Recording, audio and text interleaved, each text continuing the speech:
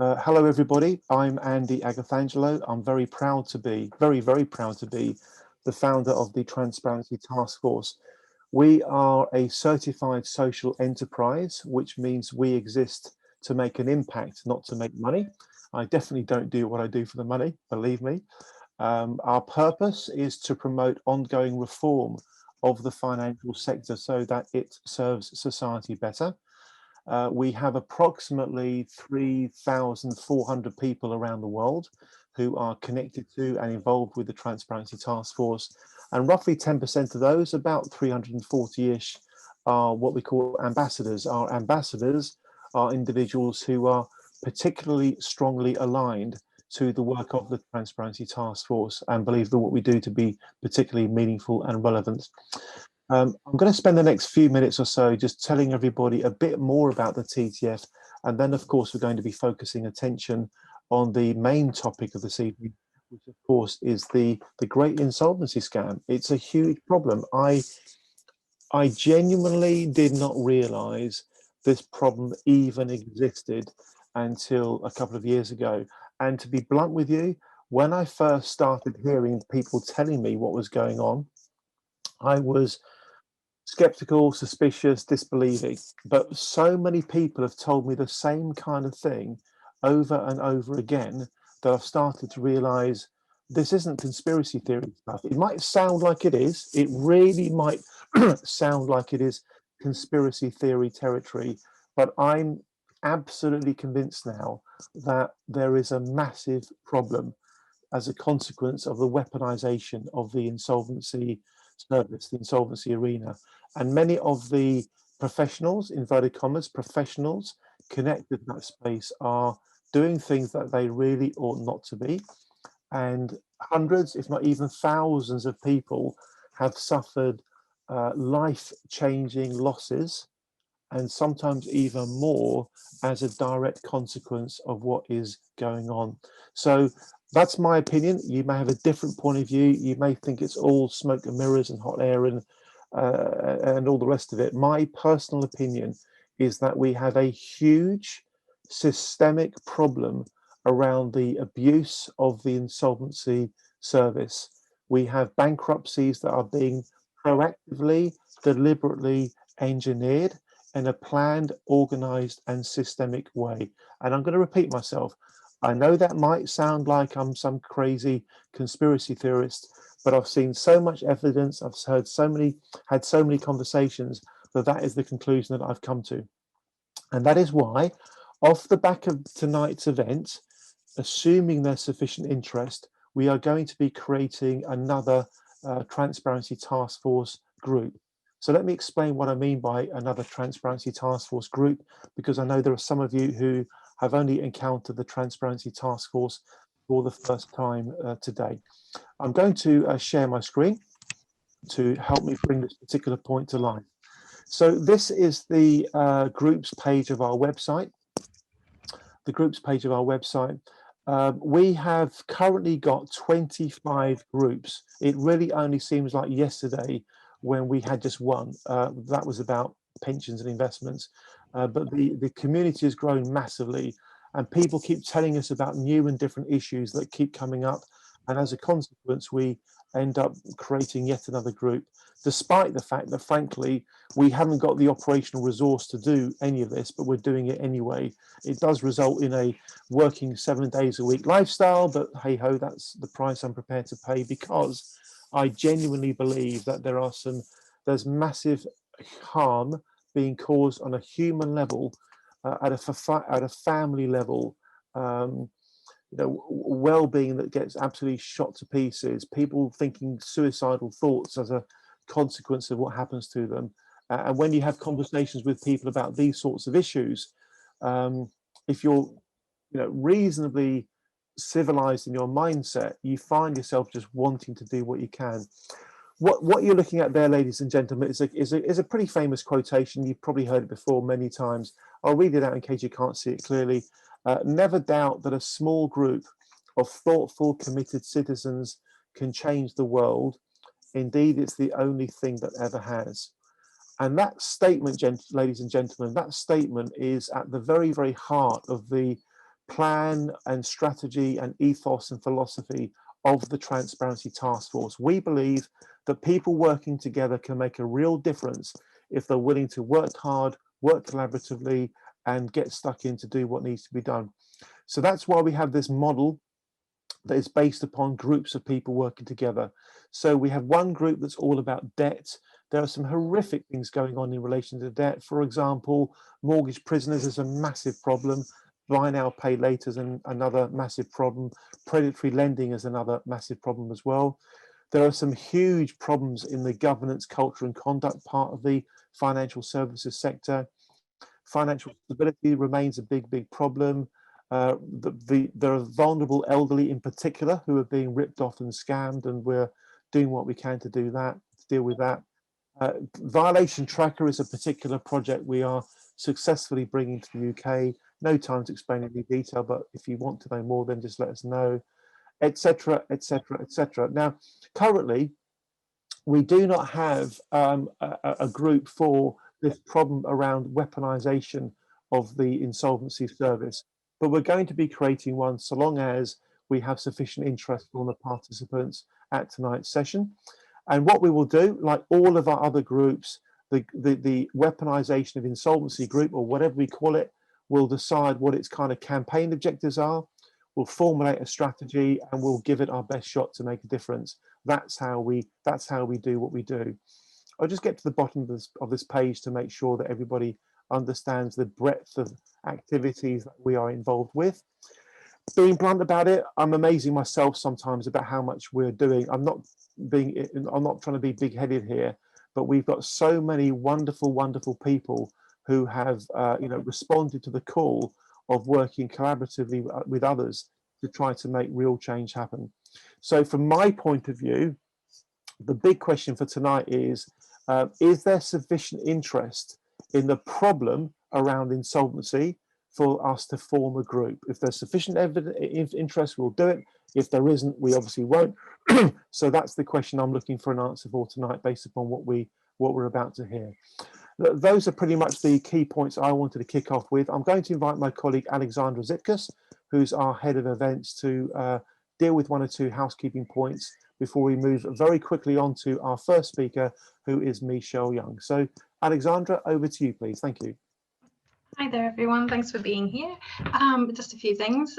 First of all, to let you know that we are recording this session. It will be edited and uploaded to our YouTube channel. We'll get that done as soon as possible, and I'll send you an email once it's available. Secondly, please use the chat to introduce yourselves, put your contact details in if you want to, and share your thoughts about what we're talking about tonight, or anything you want to say. And lastly, please, if you could, if you do use Twitter, please feel free to tweet. I'll put our Twitter handle and some hashtags that you can use as well. Thank you very much. Thank you very much indeed, Alexandra. I think I'm right in saying, Alexandra, you've run, is it 35, 36, maybe 37 events so far this year? I think it's 37 now. 37, okay. Well, I just want to mention that, everybody, because Alexandra does an amazing job putting all of this together. So thank you once again, Alexandra, for the work that you do. I've just put a note into the chat, the link to the groups page I just showed a few moments ago. Please do use the chat. Please do use it to share your thoughts and ideas. One of the characteristics of the community I'm building around the world is that we are civilized, we're collegiate, we are sensible people to do business with. So please all make sure that our conduct is the kind of conduct that's going to win respect and support around the world. Let's keep everything clean. Let's be honest. Let's be frank. Let's be candid. But let's always be civilized in the way in which we go about our work. That's very much the style in which the TTF operates, and that's probably one of the reasons why, despite the fact that we really are a very small, massively under-resourced organisation, we've won enough credibility over the last 6 years ago, since I started this, to end up running 2 all-party parliamentary groups, one on personal banking and fairer financial services, with a very healthy clutch of members of parliament and lords and baronesses involved with that one. I'll just quickly scroll down to the bottom of the page just to show you. and we also run the all-party parliamentary group on pension scams, with another corresponding amount of parliamentarians involved with that one as well. And the reason I'm saying this is because I'd like to think that the Transparency Task Force has built a very good reputation amongst policymakers, parliamentarians, regulators, the media, civil society groups, campaign groups, and all the rest of it. And it's that combination of the credibility of the Transparency Task Force and the conviction of our members to help drive change, which I think makes us quite a potent force. I mentioned the word change there. I am absolutely determined that the Transparency Task Force never behaves just like a talking shop. If all we actually did was talk about the problems and nothing else, then what's the point? There really, frankly, isn't one. There isn't one. So what we've got to do is to harness the energy, the goodwill, the insight, the experience of our membership and turn it into well thought through strategies and tactics to drive the change we want to see. And we do have a strategy for this. We call it our strategy for driving change. And our strategy for driving change, and this is going to be the last point before we pass over to Michelle, our strategy for driving change is to bring together the thinking of two types of people. The first type of person is those individuals who have a sense of passion and purpose for the change we want to see. People who know that the status quo isn't good enough and want to change it. People who know that the system can and often, very often does, treat people in a very unfair way. The other group are those that we characterize as having the power and position to make change possible, by whom I mean, of course, the parliamentarians, the policymakers, the regulators. They are the people that, in effect, write the rules of the game that everyone has to play. And our strategy is to engage with those sorts of people and in a very evidence-based way, in a very calm and rational and evidence-based way, prove there are problems, but also go on to suggest pragmatic solutions as well. That, ladies and gentlemen, is how we get real change to happen. For tonight's session, I'm absolutely convinced there is so much evidence that there is a real, significant and systemic problem relating to the insolvency profession that it is going to be really difficult for anybody to credibly deny that the problem exists. That's our purpose tonight. Collectively, we want to evidence that the problem exists. We may or may not get into the territory of finding potential solutions. I'm sure there will be some really good ideas, but the key questions tonight are: number one, is there sufficient interest in this problem for the TTF to create yet another group? And number two, can we collectively share enough insight, experience, and evidence to make it overwhelmingly obvious that the insolvency profession is not doing as it should be? And of course, when I talk about the insolvency profession, I recognize that the vast majority will not be in any way involved with the kinds of things we're going to be talking about tonight, but the small minority are causing absolute catastrophic harm. Our first speaker is Michelle Young. I've got to know Michelle a little bit over the last few years, and she's extremely well qualified to talk about this particular matter. I'd like to thank Michelle and Jess, who's going to be speaking later as well, for inspiring the TTF to take a serious look at this problem in a very, very convincing and very compelling way. It's because of Michelle and it's because of Jess that tonight's event is happening. So thank you, Michelle. Thank you very much indeed, Jess.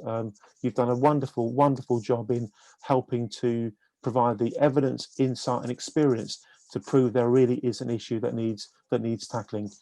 Okay, we've got a great lineup of speakers. After Michelle, we've got Anthony Stansfeld, the former police crime commissioner from Thames Valley Police, who again is extremely well qualified to talk about this particular matter.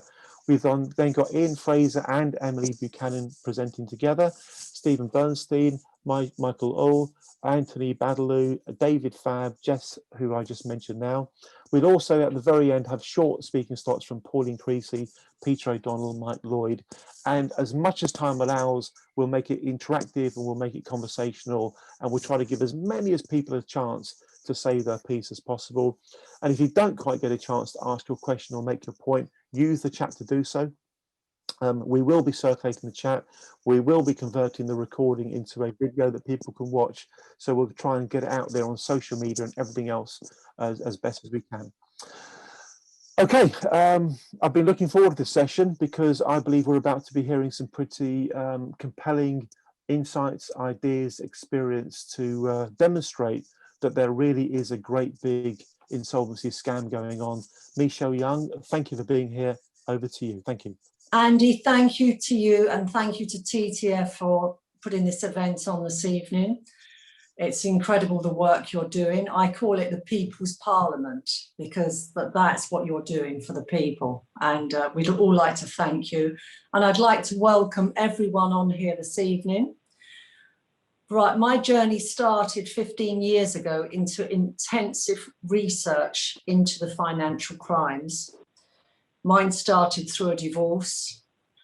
I realised very quickly that the family courts were rigged and that the majority of the people were not getting justice.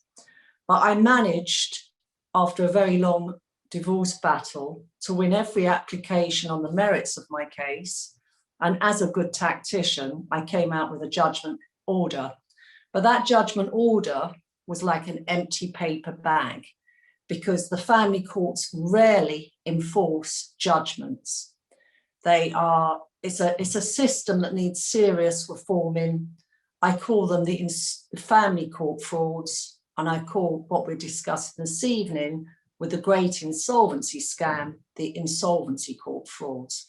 Both courts need seriously addressing, reforming and legislation change so that the people get the justice, the families they deserve. Now, how I would like to discuss what we've actually investigated, a team of us have found out regarding the insolvency frauds. Number one, they are manufactured debts, unliquidated quite often, manufactured debts. Number two, the court documents are majority false instruments. So what they're doing is they're targeting highly solvent people with these manufactured debts and false instruments, forged court documents. The insolvency service and insolvency practitioners are self-regulated. So I'm going to compare that to a bank robber going into a bank, robbing the bank, and then the bank robber investigates the robbery. That is what insolvency is currently. It's a license to steal.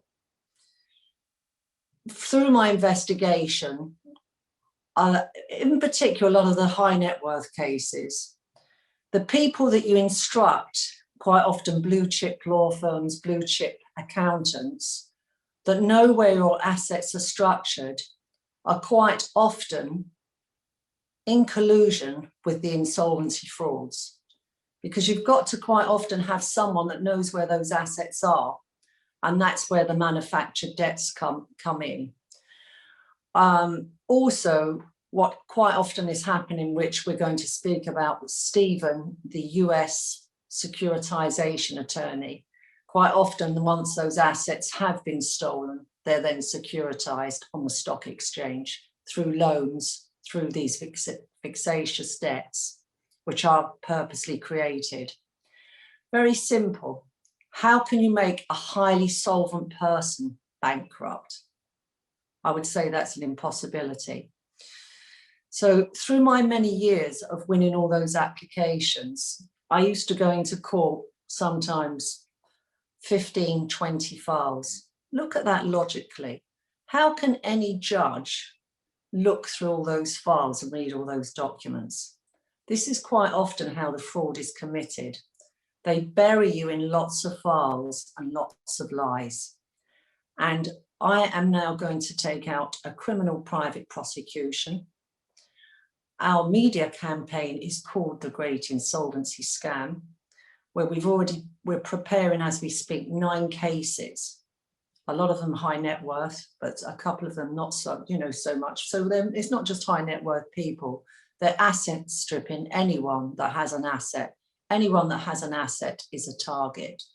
So we're going to do, it's never been done before. I've got the best barrister in the country who's never lost, who's going to be running the private prosecution.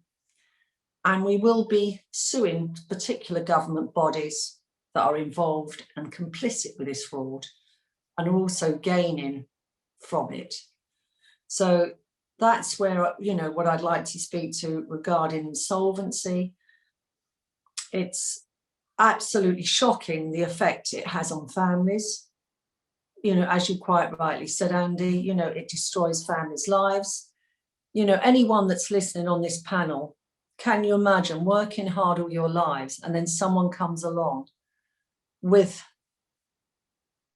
an alleged debt, a manufactured debt, and then they use a false instrument to steal everything you own? That's exactly what is happening with this insolvency. And I have to say to you, Andy, it isn't happening in the minority of cases. It's happening in the majority of the cases. So this is something, this is a fraud that no one's ever spoke about. Everyone's, people speak about the mortgage scams and the pension scams, but no one's addressed the insolvency scam. And it is such a major fraud. And I'm hoping there's some very good journalists on here this evening, mainstream journalist, alternative journalist, and we are going to go through the A to Z on how this fraud is committed. I think, with the people we have on, it's going to be a very interesting experience. Michelle, thank you very much indeed. You've set the scene nicely. There's already been comments in the chat, how does it actually happen? People want to know how it happens, and I know that that's going to be dealt with as we go through the session. Very good indeed. Thank you, Michelle. We're going to go straight to our next speaker, Anthony Stansfeld, who I think is going to be speaking for 5 minutes or so. Anthony, please share your thoughts, but just before we do that, can we please show our appreciation to Michelle for her speaking slot and for being the driving force behind this, along with Jess. Thank you very much indeed, Michelle. Thank you. Thank you very much. And Mr. Stansfeld, over to you, sir, once you've taken yourself off mute. Thank you very much. Sorry, I've just moved on to an iMac, which is a new one on me. I'm hastily chasing things around. You can hear me all right, can you? Perfectly well. Right, thank you. I'm not a legal expert, and I'm not an expert on the intricacies of the insolvency service, but what I have seen over the past few years as the PCC of Thames Valley, with the responsibility of fraud for all PCCs, is the improper and usually fraudulent abuse of the insolvency system. Time and time again, people whose debt is vastly smaller, even they may not even have a debt, than their assets, are deliberately targeted and bankrupted to seize their property. When they do have a debt, the value of their property vastly exceeds any possible debt. Company assets are stolen, and then they go for the personal guarantees and recover vastly more than they've ever had a requirement to recover in the very first place. Jobs are lost, viable companies go down, and families are destituted by totally manufactured insolvency, often on the back of what are clearly forged documents. And Julian Watts has put together over 25 detailed files of forged documentation. I think it's getting on for 500 cases now where this documentation has been used to pillage assets through the insolvency service. And that is the tip of the iceberg. That is the worrying thing. Now, is the insolvency service just incompetent, or is it actually totally corrupt? And it needs to be thoroughly investigated, because I do not believe that that number of people have this problem, and there isn't something going seriously wrong within it. Even when clear evidence of forged documentation being used to bankrupt individuals and companies is given to the National Crime Agency through their National Economic Crime Centre, absolutely nothing is being done about it. And the same, I have to say, applies to the Financial Conduct Authority. Quis custos custodies? Who guards the guardians? Who is meant to look after it? The very people that are meant to be looking after it simply will not look at the evidence. And very often the victims of the insolvency service seem to be carefully selected. Very often they're vulnerable. There's a disproportionate number of women, I believe, and we heard, I think on Tuesday, from Mrs. May on that, which was absolutely horrifying. Farmers are very often targeted because they have very valuable assets with and probably very little financial experience of lawyers and how they deal with their accountancy companies. But also major companies have fallen foul of corrupt and really systematically corrupt practices through the use of forged documentations. Lloyds even issued a briefing paper on how to take down companies and take their assets. And that paper is in existence. What is clear is that a proper investigation of the insolvency services is needed, and a careful look into the relationships with certain accountancy companies and legal practices. From everything that I have seen, the whole system absolutely stinks at the moment, and until it's looked into properly, nothing is going to be done. Well, who looks into it? If the NCA won't look into it, and the National Crime Agency's own Economic Crime Centre won't look into it, how are we going to get this done? And I think it is going to have to be through Parliament and a full major parliamentary inquiry run by a very senior judge. The trouble is, these things often take years, and this is so complex. Well, it's not so complex, but it is so massive. My worry is that rather like the Linda Dobbs inquiry into Lloyds, which has now gone on for 5 years, that any inquiry is going to take an awful long time, and we really need substantial action in the shorter term, in the short time. And it concerns me we're not going to get that. I won't say any more because I'm not an expert really on this subject. But what I do know is something has gone very, very seriously wrong that involves certain accountancy companies, certain legal practices, and the insolvency service. Thank you very much. Anthony, thank you very, very much indeed. We're going to keep the pace fast. This is going terrifically well. Thank you so much, everybody, for speaking so far. We will at certain points stop and pause and discuss and open up for Q&A. But what we're going to do right now is go straight to Ian Fraser and Emily Buchanan to maintain the momentum and take us to the next stage. So Ian and Emily, thank you very much for being here. Please do take an opportunity to introduce yourselves and talk about your backgrounds first, then dive into the pieces that you want to cover. Thank you very much. Thank you. Great. Thanks very much. Do you want to start, Ian? Unmute yourself, Ian. I was working as financial editor of the Sunday Herald in the early 2000s when I came across Professor Prem Sikka. And it was really him who opened my eyes to the problems which Anthony and Michelle have been highlighting. Problems of the venality of and the lack of ethics in the accountancy profession, and also specifically in the big four accountancy firms.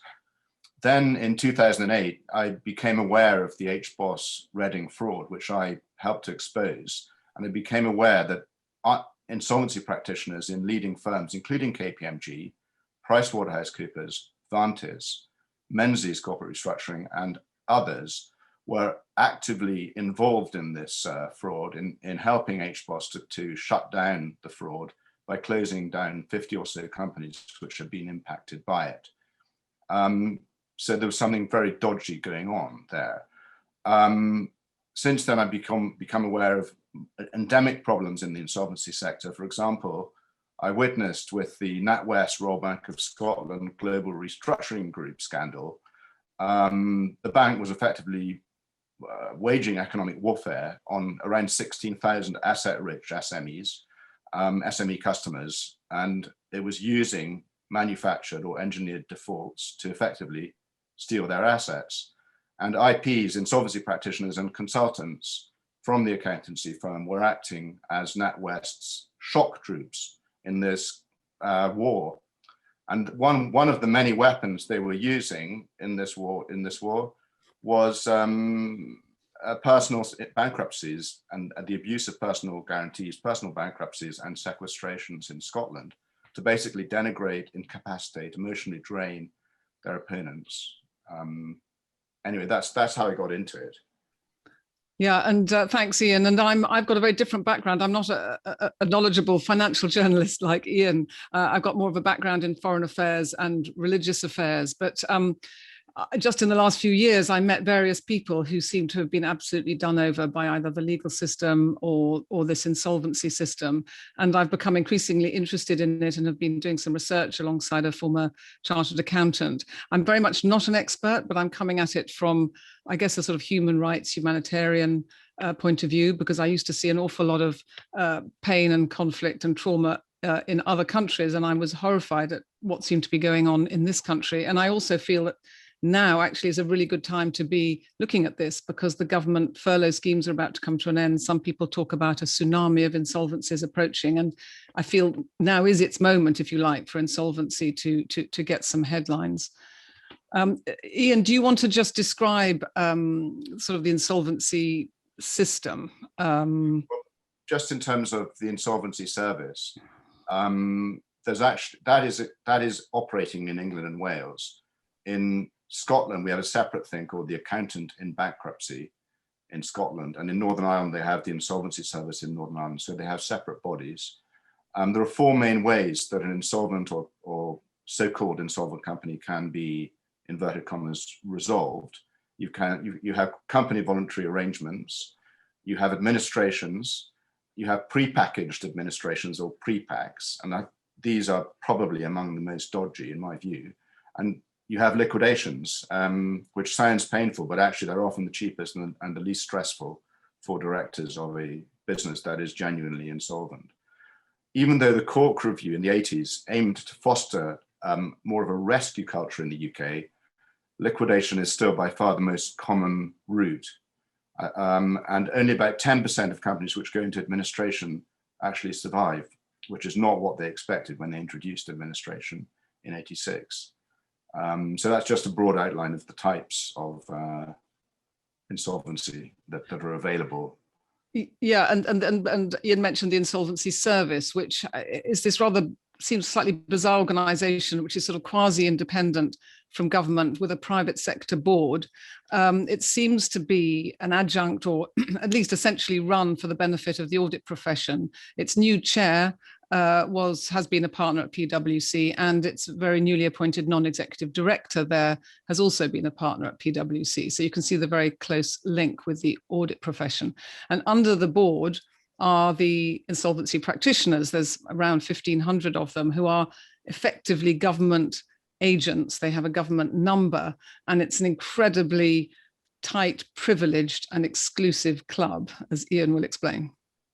Okay, so there are 1,565 of these licensed insolvency practitioners. I think 1,244 of them are so-called appointment takers, which means they are court-appointed office holders who are authorized to run CVAs, administrations, liquidations, etc. Basically, here you've got the fees by advisor, and you've got the hourly rates, and that's the striking thing. It's nearly 1,200 an hour for Deloitte, and it's about 900. It's over 900 an hour for PricewaterhouseCoopers. You've got the most indebted high street retailers below. So basically, it's an extremely lucrative area. It's extraordinary that someone can be paid £1,200 an hour to wind up a company. In terms of the costs of the largest insolvencies, it was roughly $6 billion was paid to PricewaterhouseCoopers for the winding up of Lehman Brothers, which happened over 11 years, from 2009 to 2019. It was about 1.2 billion for Deloitte for the liquidation of BCCI, which happened between 91 and 2003. And it was about 50 million in fees for PwC to wind up Carillion after 2018. So the fees can be absolutely massive for these corporate insolvencies. Hand over to you, Emily. Yeah, and I mean, what is extraordinary is that there are these huge fees, huge profits for the IPs, and they are doing this on the back of extraordinary state powers, if you like, powers that really should be, or used to be anyway, under public control. And they're very, very difficult to resist. That's why it's so hard to combat when things go wrong, because these are very strong powers. They have the power to separate the owner of their estate from their assets. They can sort of take over that person's identity as the trustee in bankruptcy. They can investigate their assets using so-called examiners. The prosecution teams are within the insolvency service, so it's sort of it's its own prosecuting authority. The IPs can share all personal information with government departments and the courts, and quotes, any third parties we contract with to facilitate the delivery of our functions. So basically anything they find out about you, they can share with anyone. They can block your bank account, they can sequestrate your assets, your homes, your property.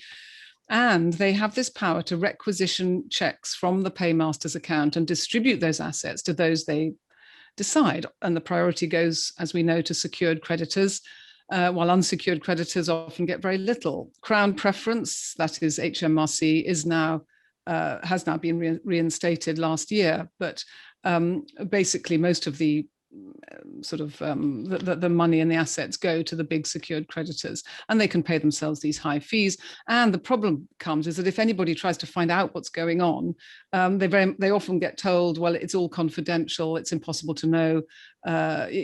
So the question really is, where is the audit trail for all these transactions? And I'd love to know if anybody's ever had a proper audit trail.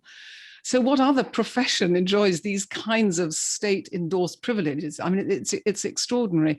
And of course, they are meant to be, these IPs are meant to be acting for the very, very important role of the official receiver. And in the past, the official receiver was kind of like God, almost above the government, and would protect people who are made bankrupt and try and make sure everything was done fairly. But nowadays, this official receiver role has been basically reduced and marginalized to such an extent that many people hardly seem to know who the official receiver is. And that all goes back, and maybe we don't have time to go through this now, but the history of bankruptcy, which from about 1980, this sort of privatization process began. And there was a green paper then, which basically said that, to save money, the official receiver should step back. So, and then we had the Cork report, we then had the Insolvency Service, the Insolvency Acts, and all sorts of other legislation, which has basically left the private sector sort of in control. And it's such an odd thing to have happened, because why would the state just hand it over like that, hand over all these incredible powers? I think they thought that it would be fine, that the private sector would run it well, that would run it fairly, and maybe sort of things would be sorted. But of course, they were perhaps naive. They didn't quite realize that how much the profit motive would come in. So effectively, you've got a sort of privatized arm of government. And as part of that legislation, and to make it safe for everyone, and the IPs had to have insurance bonds. But the problem with these bonds, and some people have investigated this, is that they are sort of concealed from those members of the public who are actually involved in the process. So I just wonder how many people who've been going through an insolvency knew that their IP was bonded, and that there was money in their name, that, if anything went missing, there was insurance. The problem is the kind of insurance that was set up, it was very rapid, it's very secretive, it's not declared beforehand, and it doesn't go to the member of the public or the company or whoever. If anything goes missing, the insurance money would pass to the subsequent insolvency practitioner. So it's a bit like if you're driving a car, you knock someone over, and the insurance doesn't go to the person you've knocked over, it goes to the next person who comes and drives the car. So that's how it's been kind of set up. And it's really kind of bizarre, and I don't really understand how that was allowed to happen either. Now, many of the IPs are attached to the big audit firms or companies like FRP Advisory, a major player in this field. And Ian, tell us about the history of FRP. Okay, well, FRP was born in 2010 out of the ashes of a failed and bankrupt accountancy firm called Vantis. Vantis itself had been embroiled in no end of chicanery and dubious transactions. And basically FRP, they managed to shaft all their creditors, and they managed to start a new firm debt-free, 28 insolvency and restructuring partners from Vantis, who already had a reputation for being, having sailed fairly close to the wind in their previous entity, started a new one called FRP Advisory. Now, the inaugural head of banking at FRP Advisory was a guy called Simon Glynn, and he was very active in the HBOS Reading situation, in that he was the personal assistant. He was seconded to HBOS, and he worked as PA to Lyndon Scarfield, who was the linchpin of the fraud in 2003, 2004. 2 years later, in 2006, Simon Glynn acted as administrator on several of the firms which had been busted by that fraud. And surprise, surprise, some of the assets of these firms curiously ended up being sold at knockdown prices to the fraudsters, i.e. including Michael Bancroft and David Mills, who were jailed for 11 years and 15 years in 2017. So basically, you've got a man who worked for Vantis, who was the PA to the linchpin of the fraud within HBOS, who then helped to sell assets from the fraud to two of the perpetrators. But he's now active, he's never been investigated, and he continues to serve as a licensed insolvency practitioner at FRP Advisory, unlike other people involved with that fraud who are still in prison. Well, that hasn't stopped FRP doing really well. I think one would describe it as a company that's counter-cyclical. And in March last year, it floated on the AIM market for £190 million, and its directors, I think, collectively got around 60 million. It emerged with a new name, FRP Advisory Group PLC, and it changed its auditors on the float from Safri Champness to Mazars. Ahead of the float, its AIM admission document said, a very openly in a way, that their business model is reliant on the number of businesses in the UK becoming financially distressed or insolvent. There's a risk, this is where they put out what their risks were, if the UK economy substantially improves or interest rates remain low, the number of companies in the UK becoming financially distressed could decrease, and that would decrease the size of the group's target market. So they're very open about the fact that they basically make money when other people are going bust. It floated at ATP and is now worth around £1.30 per share, so it's done well for its investors, and the prospects look good. And they also talk about the sorts of powers that they have and the insolvency practitioners. They say that while people know about the SFO and the FCA having enforcement and punishment authority, their insolvency practitioners can provide, and I quote, an additional or alternative route to tracking down and recovering assets. So yeah, a big player who's clearly doing very well. Shall I go on with? Yes, I think this next thing is really because all of these organizations use digital platforms. And I think this is a key area that's actually people do need to start focusing on, especially with all the interest now in social media and so on. So yeah, Ian, tell us about the Companies House website. Well, the problem with digital platforms is if they're not properly managed, they're kind of wide open to fraud. And in 2011, Vince Cable, as the business secretary, decided that he wanted to make Britain a more entrepreneurial place. And one way of doing this was to basically remove all checks and balances from Companies House and make it possible for anyone with an internet connection anywhere in the world to form a company within a matter of minutes without anything being checked in terms of who they are, or whether they had what they claimed, or whether they whether they owned the things that they claimed.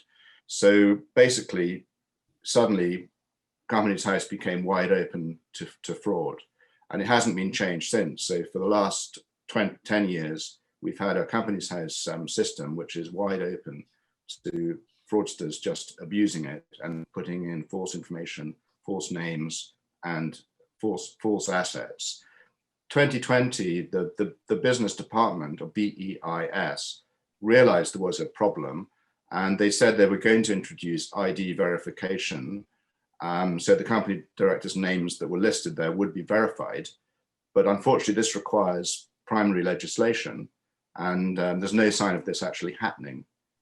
It wasn't even mentioned in the Queen's speech on the 11th of May. So I'm not holding out too much hope for that happening, certainly, in the next few months. Yes, and that's absolutely the problem. And it's the same with the individual insolvency register, which some of you may know about. It also has a disclaimer saying we're not responsible if anything's wrong on this website. So, what do you do if your information is wrong? Because they say they're not responsible. And those who have investigated how information gets up on this so-called register. And of course, in the old days, we had paper registers and you could sort of check them and they had paper backup. Now you have these computers, and we were told that in fact the office, the insolvency service, is now a sort of paperless office. Everything has just become computerized, and as we know, you can't rely on a computer. Anyway, inside this system, somehow your name can appear on that register, triggered by maybe such a thing as a court order or some other document coming in. And the real problem with it is those who are adjudged bankrupt, they are put up there with their home address made very, very public. And that is quite a contentious point, I think, now under GDPR. And also there's been even a court case in Europe looking at tax dodgers in Hungary their names being plastered all over a website and their addresses. And I think the judges have come down quite hard, some of the judges anyway, saying that that's a breach, excuse me, of Article 8 of the Declaration of Human Rights, the right to privacy. The Insolvency Service has confirmed that these uploads are sort of anonymized, and there's sort of no one really takes responsibility if something goes wrong. And the other problem, I think, with this whole system is the language is very, very archaic and quite scary. So for those who find themselves in this system, being called bankrupt, the debtor, there are threats of prison, you get a letter saying if you don't go along with this, everything's going to be seized. It's an extremely traumatic process. And I know Francis May talked about that very eloquently the other night. And Michelle Young, of course, you had clearly a very traumatic time. And there is still this sense that no one's really in charge. People say, and you've been written to, I know, where they say, oh, well, it's all in the hands of the official receiver. But as I've just explained, the official receiver sort of isn't really there and they don't make contact. So anyway, if we've got a few more minutes for Ian to talk about where we are with regulation, I think that's probably just one area we should cover, and we'll wrap up. I mean, basically the regulation is wholly inadequate. You had the Insolvency Act of '86, which essentially turned accountancy institutes like ICAS and ICAEW and the law trade associations like the Law Society into regulators. But their vested interest is in protecting the interests of their members, promoting the interests of their members, and they are not really qualified to properly regulate their sector. As Prem Sikka wrote at the time, the Act in '86, or he wrote this in 2000, the Act gave no thought to the possibility that insolvency practitioners may be dishonest, or may be excessively self-serving, or that they may be, that in the pursuit of higher fees and market share, they may indulge in unethical practices. Lord Sikka basically calls it chaps regulating chaps, and he said puny trade associations are in no position to regulate giant accountancy firms.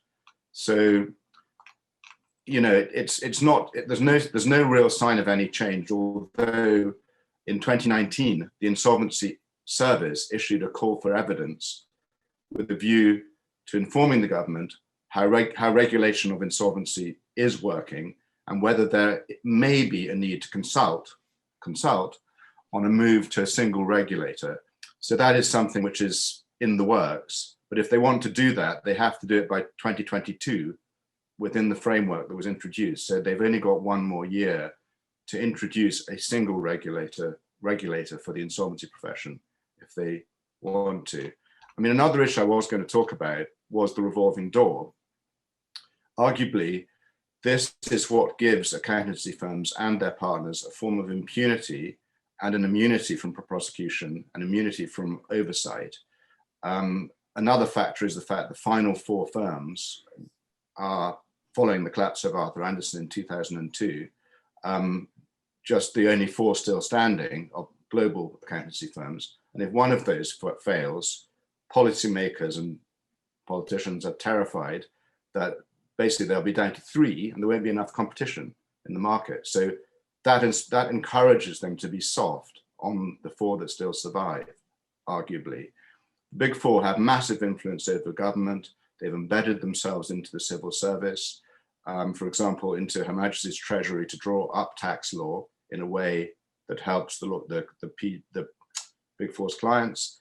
They've inveigled themselves firmly into the political arena and into government agencies and regulators. Another way of securing influence is by lending researchers to MPs for free, and Labour has just started borrowing researchers provided by PwC again after a 5-year gap under Keir Starmer.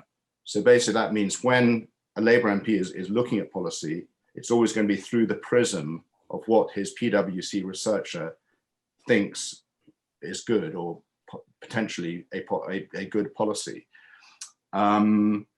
This basically shows the part of the revolving door is that when senior politicians, senior regulators, senior civil servants leave office, they quite often go to work for the Big 4 firms. So this essentially gives the Big 4 firms cover and access. Just think how effective some of these people, these former regulators, former cabinet ministers, former prime ministers, and top civil servants and top spies, because there is a spy in there, could be when it comes to lobbying on behalf of the Big 4 firms. It helps them enormously having this revolving door, both in and out of government, civil service, regulation, etc. I mean, there are a few chinks of light. I don't know how much more time we've got, but since the collapse of Carillion in 2018, there have been signs that politicians are waking up to some of these problems. And there have been 3 independent reviews since then, over the past 2 years, the John Kingman review and the Donald Bryden review and the CMA review of audit. All these reviews have found that in accountancy firms, audit is far too intertwined with advisory and consultancy services, which creates insurmountable conflicts of interest, which causes the firms to go soft on their audits. So if they're doing lots of consultancy work for a client, or they're doing lots of insolvency work for a bank, they might not raise an eyebrow to potential fraud within the audit side of the work of the work they're doing for that client. So subsequently, the Financial Reporting Council banned the Big 4 firms from conducting advisory work for audit clients and told them they'd have to hive off their audit arms by 2024. And in February this year, Deloitte sold its UK restructuring arm. We can go back to full screen now if you want. Sold its restructuring arm to Teneo, which is owned by a venture capital company, CVC Capital Partners. 27 partners and 230 staff went. And KPMG in March sold its insolvency arm, which included about 500 people in the UK, and they sold that to another private equity company. And so basically, instead of being owned by KPMG partners, it's owned by a private equity company, which potentially opens another form of conflict. And that's where I'd like to finish. I'd just like to end there with also the APPG on banking is reporting in mid-September on insolvency, and they are looking at some of these issues, but of course we'll have to, and they are very aware of conflicts of interest and that the system is open to abuse, but we'll have to wait and see how strong their report is. Thank you. Emily, thank you. And Ian, thank you as well. We've never had a tag team presentation like that before, never, in the entire 6 years we've been operating. I thought that worked extremely well. Thank you very much to both of you. Could I please invite everybody to put their hands together to show our appreciation to both Ian and Emily, and also Michelle before that, and Anthony before that as well. Thank you very much indeed. Thank you. Superb, absolutely superb. What we're going to do now, folks, is we're going to take a break in terms of speaker presentations, and we're going to be opening up the Q&A. I'm sure the obvious question to ask everybody that's spoken so far, and please take it in turn to share your thoughts on this, is what actually happens? Can you give us an example of how a default is effectively engineered? How does that bit happen? How do they do what they do to fabricate this default? Could I go first of all to Michelle, then Anthony, then Ian and Emily, just to talk about that particular point, and then we'll open things up more generally. And of course, if you don't have anything you want to say in relation to that, that's fine. We'll just skip it on. But Anthony, from your experience, sir, what have you seen in terms of the way that the moves are made, the sort of underhanded moves are made to actually engineer a default and engineer an insolvency? What can you speak to about that, if anything, Anthony? Thank you. Well, what you see very often are clearly forged documents that go in front of courts. They aren't examined properly. The signatures on guarantees are clearly forged. And the Insolvency Service will just believe what they are told by the lawyers and the accountants. And the fact that the documentation is forged very often is totally ignored. And when the signatures on guarantees and things clearly aren't the people, very often we've had those signatures of people who have died and their poor widow is picking up the bill. It is so clear, this. And the fact that the National Economic Crime Centre of the National Crime Agency has sat on this, and the FCA has sat on it. And when the Sally Marston produced her report, what has been done about that report? Absolutely, precisely nothing. The FCA has sat on it for 7 years. I got a copy before it was published, well before it became published. The fact that it was hidden by Lloyds, who basically sacked Sally Masterton, said she was an idiot and it was totally unsubstantiated, all of which were clear lies, and it took quite a lot to get her compensated. But the fact that absolutely nothing is going to be done about this by any of the regulatory authorities, they just shrug their shoulders and look the other way. Until, I mean, you need basically, you need at a regional level police forces with the money supplied direct from the Treasury, not through the police budget, to investigate this. And we also need an independent committee against corruption to look at this properly. And we've got, the trouble is, it is, and it was mentioned just now, the revolving door, that the people who are put into the FCA are examining themselves far too often. And so it's not surprising they won't do about it. And I board for England on the subject that the chairman of the FCA was a senior partner of KPMG when they did the HBOS, Carillion and Co-op audits. And the chairman of the Financial Reporting Council, his last job was chairman of Lloyds. I mean, it's no wonder that the regulatory authorities absolutely, totally fail to regulate at the moment. Wow. And it's not as though the evidence isn't absolutely clear. Amazing, absolutely amazing. Thank you so much, Anthony. Michelle, could you shine a bit more light, if you could, on the actual process that enables, frankly, people's assets to be taken from them through engineered insolvency? What would you like to speak to that on? And then we'll go to Ian and Emily for their comments on this very same point, and then we'll open up to questions more generally. Michelle, what else would you like to say? Thank you. Right, I think, Andy, keeping this very simple, they're targeting people. So if you've got assets, and more valuable the assets are, the more they're going to target you. So as I said to you earlier, for instance, within my estate, you know, we had offshore structures, and we've got Grant Thornton, who are the main perpetrators in my case, who unlawfully bankrupted me and then appointed FRP Advisory to be the trustees. Now, how can they bankrupt you on a debt of 80,000 when the estate's worth 4 billion? This is just blatant fraud. And the reason I'm mentioning the amount of money that's been stolen in my case and on my estate, what chance has anyone else got? It's happening right across the country. So this is a major form of asset stripping people across the country. And it's a very simple fraud. If you're going to give someone a manufactured debt and use forged court documents, and there's no one regulating that fraud, and where's the auditing?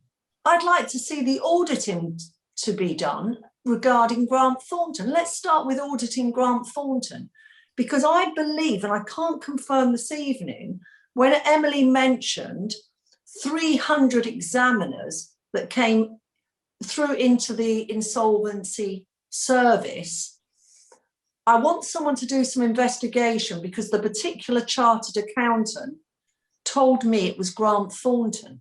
So if Grant Thornton, and that has to be clarified, but if it is Grant Thornton that has brought in 300 examiners into the insolvency service and then it was privatised, that is a very good investigation to start with, because that means that if that is the case, Grant Thornton are a very big player in this fraud. And I will be personally taking them to court on criminal actions.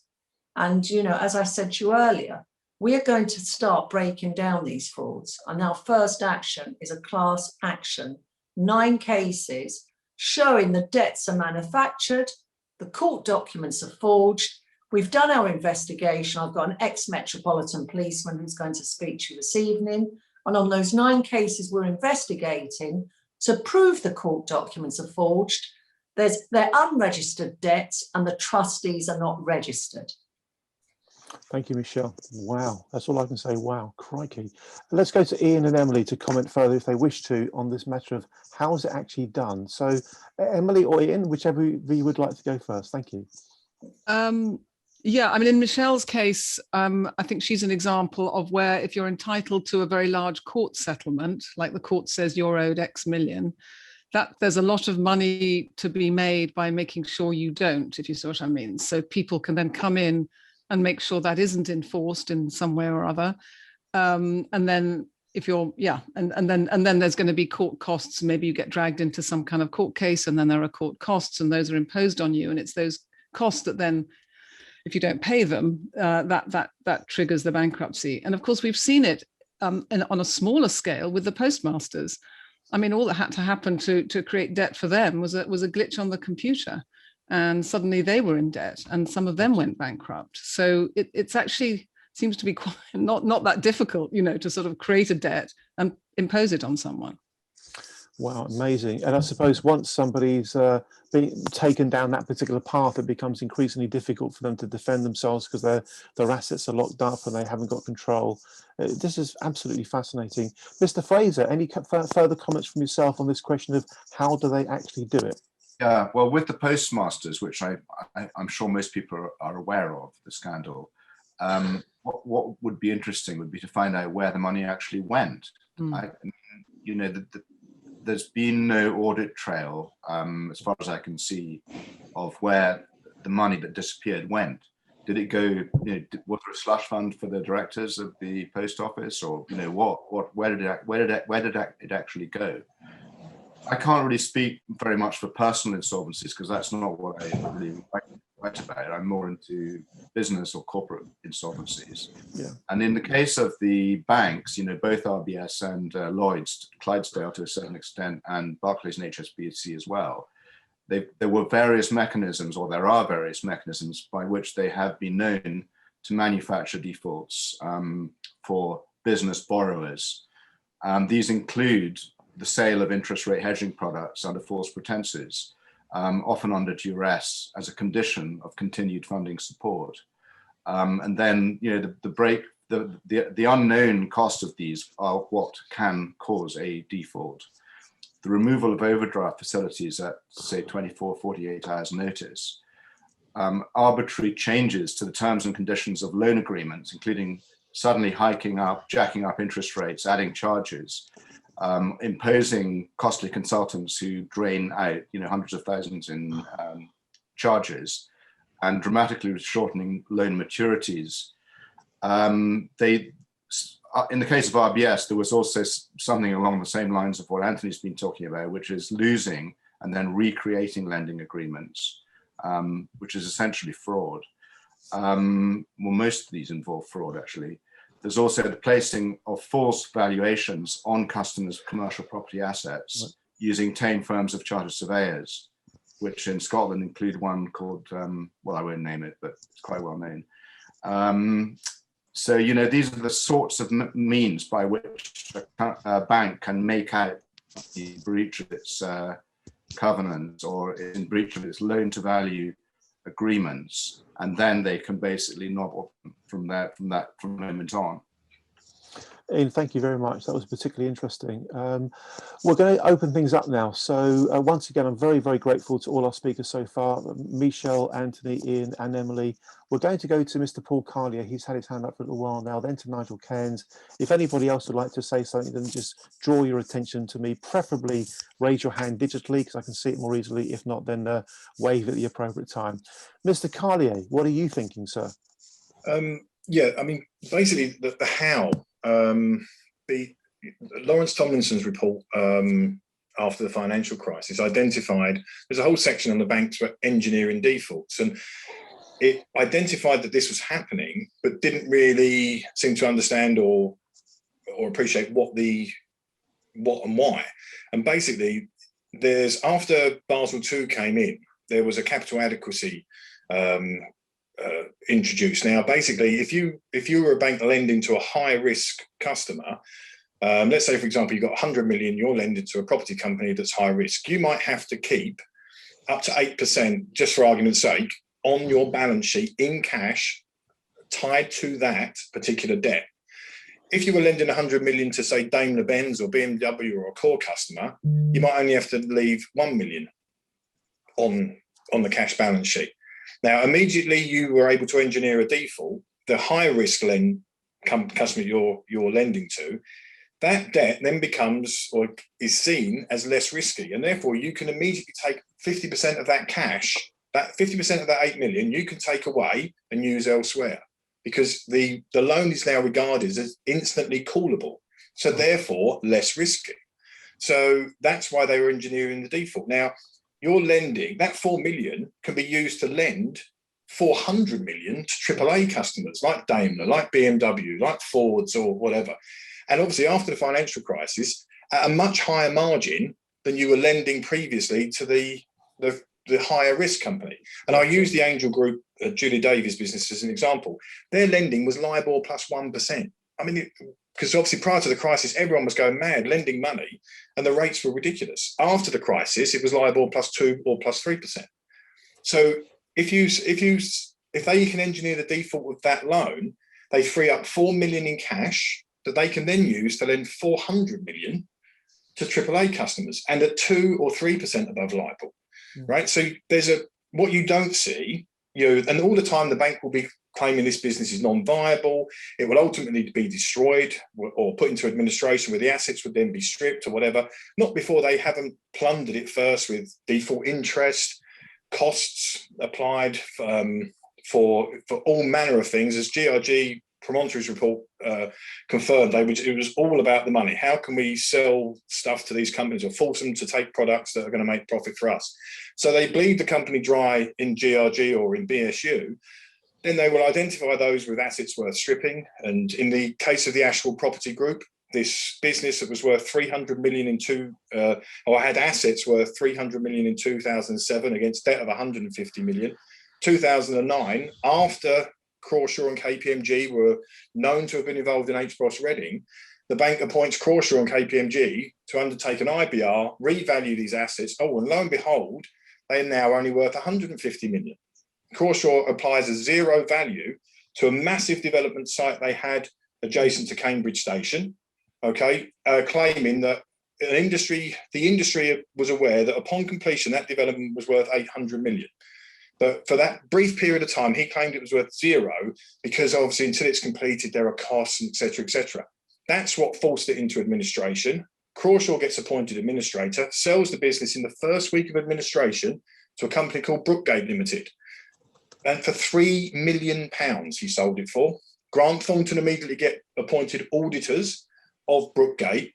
Don't ask the question as to how the company manages to buy this Ashwell Property Group for just £3 million when it's got a development land bank of estimated 2 billion in value. Well, when you look closely at Brookgate, it's 92% owned by Lloyds. 3 years later, Lloyds sell that 92% stake for a 300 million profit. And nobody asked the question. Nobody raised the concerns about Crawshaw's valuations. Grant Thornton get paid 100 grand a year to be auditors of that business, and Grant Thornton themselves had secondees in the same business support unit. The entire, the bank will have you believe that they lost 50 million on the Ashwell Property Group. Look, it went into administration. We didn't get all our money back from the debt. So they're telling you to look over here, but over here, they're making 300 million profit. They made a net 250 million profit, but make it appear to the world like they lost 50 million on Ashwell Property Group. That's how they do it. And, this thing about, oh, we lost money because this business was destroyed, they'd already cleaned up by taking half the balance sheet cash and lending it elsewhere. There's a term that's used in terms of in legal situations called consequential damages.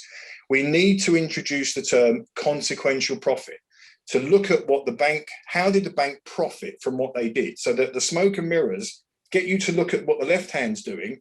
Let's shine a light on what the right hand was doing and see the consequential profit. And I think Ian mentioned Lehman Brothers before. And the other issue with the insolvency thing, it's anyone who was in the markets at the time will know that it was Lehman's was seen as fair game after insolvency. Every bank had to unwind all of these positions they had. And it's estimated that the banks the various banks made billions, took billions in markups when unwinding these transactions, because who's gonna complain? Lehman's, they're gone. The administrators, no, they don't care. And the administrators don't care. When I was at Lloyd's in 2013, HMV was forced into administration. Nick Edwards of Deloitte was appointed. He was involved in the comic debacle as well. The way the bank went about unwinding HMV's position was a disgrace. They basically execute positions for maximum markup, made absolutely fortunes from the markups on these transactions, but none of those profits were offset against the liabilities they were claiming on the business. Paul, thank you very much indeed. And my hunch is the kind of cunning, creative activities that you just described in the corporate sector are probably the same sorts of things that are being used on a different scale, of course, for the more personal insolvency situations we're focusing on tonight. Thank you very much, Paul. That was very interesting. We're going to go to Nigel, and then we're going to go to Jess, and then we'll move on with the rest of the presentations.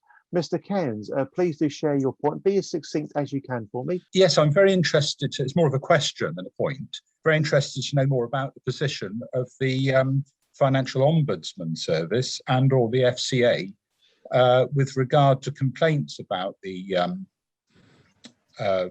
general situation. Sorry, my cat keeps coming.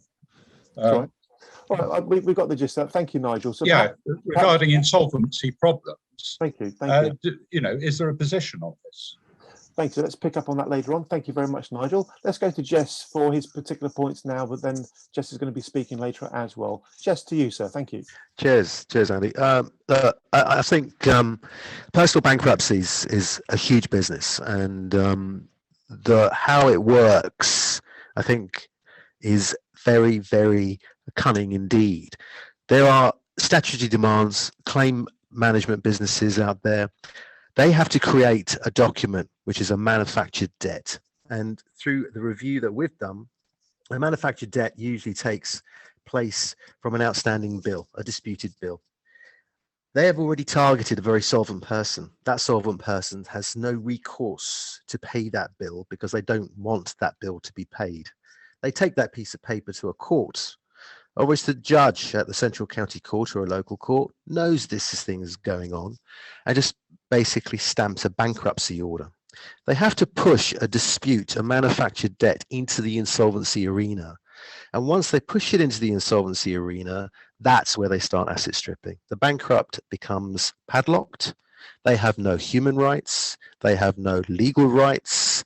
And all insolvency practitioners like vultures and the solicitors start asset stripping, and the asset stripping could be loss of home, businesses, across many ways that they start asset stripping. This financial ecosystem targets solvent people.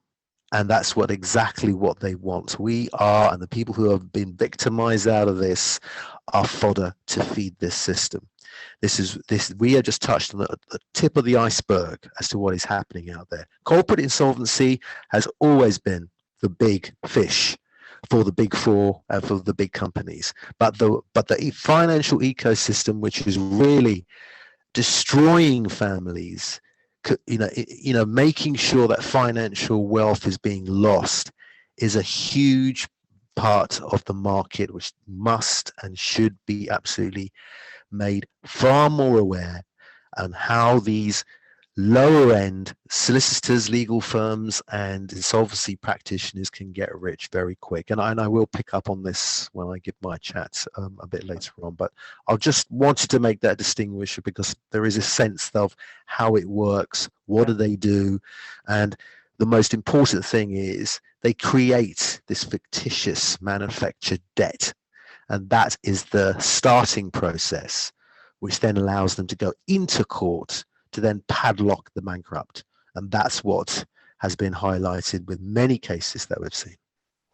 Thank you very much indeed. That was absolutely crystal clear. I'm starting to get the hang of this. I'm starting to see how it all happens and the actual mechanics and methodology and frankly, the incentives, the opportunities that people see to do what they think they can get away with.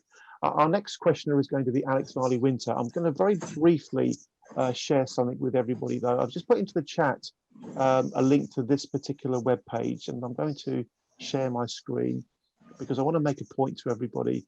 I made the point earlier tonight that we, the TTF, simply do not have the resource to do what we are doing, but we are doing it anyway. And one of the reasons why that's been made possible is because, as well as my absolutely wonderful team, Tina, Alexandra, Chelsea, Bryony, Charlotte, Jude and Jordan, we have volunteers like Alex Varley-Winter, who does an amazing job, a really, really amazing job as our head of media relations and investigative reporting. And she even writes a wonderful weekly blog. We've got all sorts of other folks here who are giving us a bit of their time. People who haven't got money are giving us time, maybe an hour a month, maybe a couple of hours a month, maybe 20 hours a month in some cases. If there's any inclination within you to try to help the cause, whether that's generally or specifically about this insolvency problem, then please let us know. When Alexandra circulates the notes tomorrow, one of the points she'll put to you is, would you be happy to become a volunteer for the TTF? Because this is the only way we can do what we can do, by harnessing the goodwill amongst our fast growing community. So to Alex, thank you as always for the wonderful work you do for us on a voluntary basis. Now let's hear your point. Thank you, Alex. Yeah, I just wanted to say that from my perspective, the first exposure I had to fraud was in the commercial courts. And it was when I unwittingly witnessed a con man that had invented a debt. As part of that investigation, I was actually taken into the back rooms of the court, one of the sort of HMRC, Her Majesty's Courts Tribunal Service buildings, by the person that was at that point leading their fraud team. And the office was completely empty, literally 2 desks occupied. And it was about 2012. And he said, yeah, we've been cleaned out, there's so many cuts, we can't really check everything.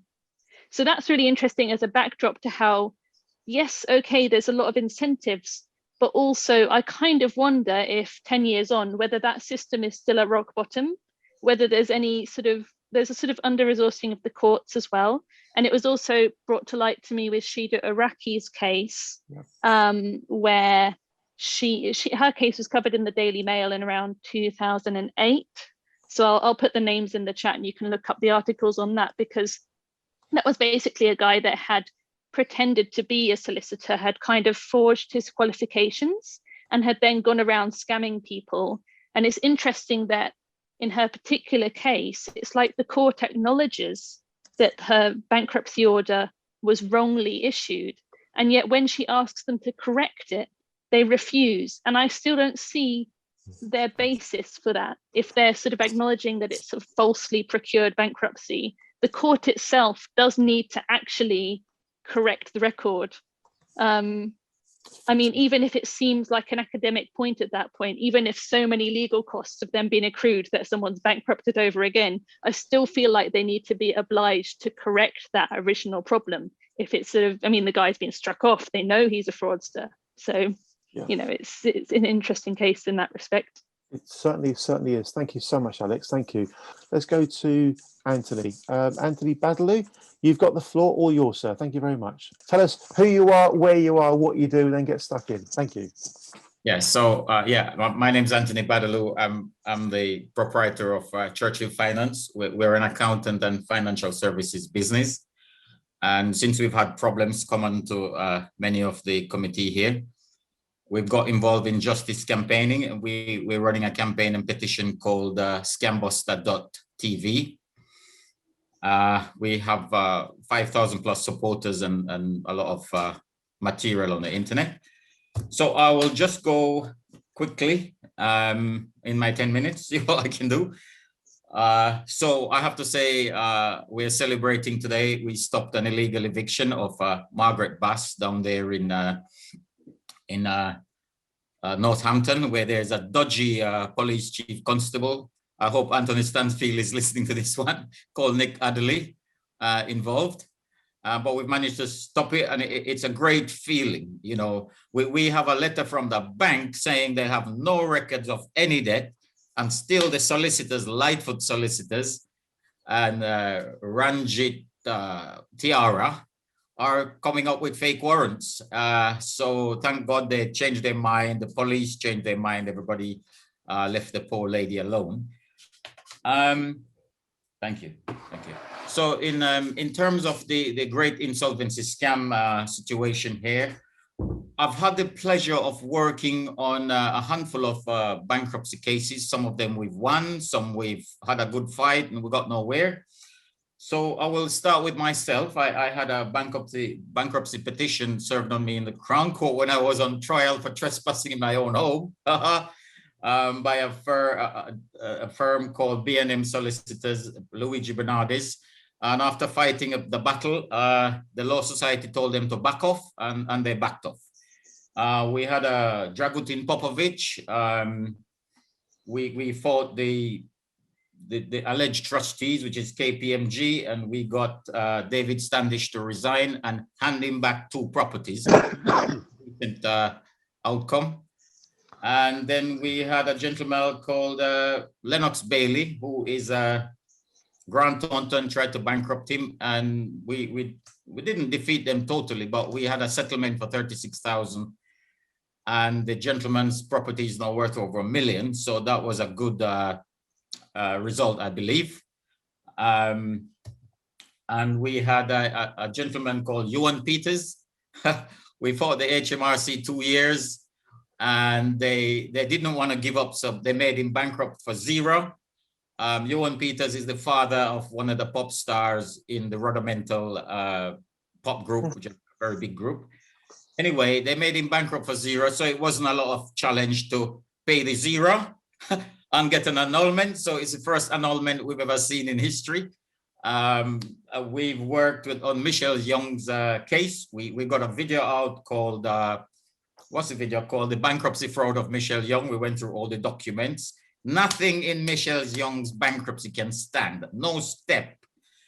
A gentleman called Errol Lushing, he is the brother of Kevin Lushing, a British champion boxer from some years ago.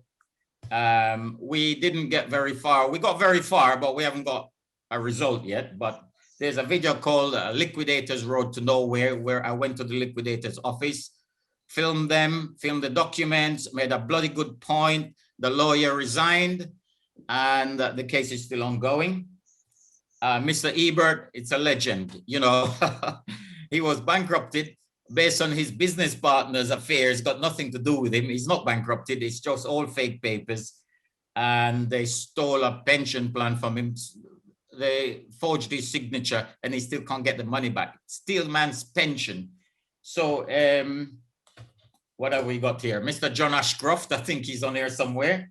We done some work on his case. We didn't get a result, but there's a video on there called the Sheffield Steel. John's a great guy, and he shouldn't have to go through this. So we had after I've been jailed for trespassing in my own house, and we had the court manager from the Hendon magistrates put in writing, I was never prosecuted.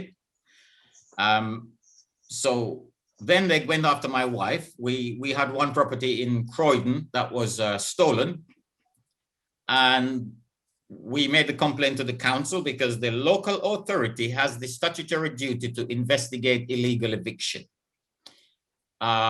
So we escalated the complaint, and then lo and behold, we got letters from the magistrate court where it says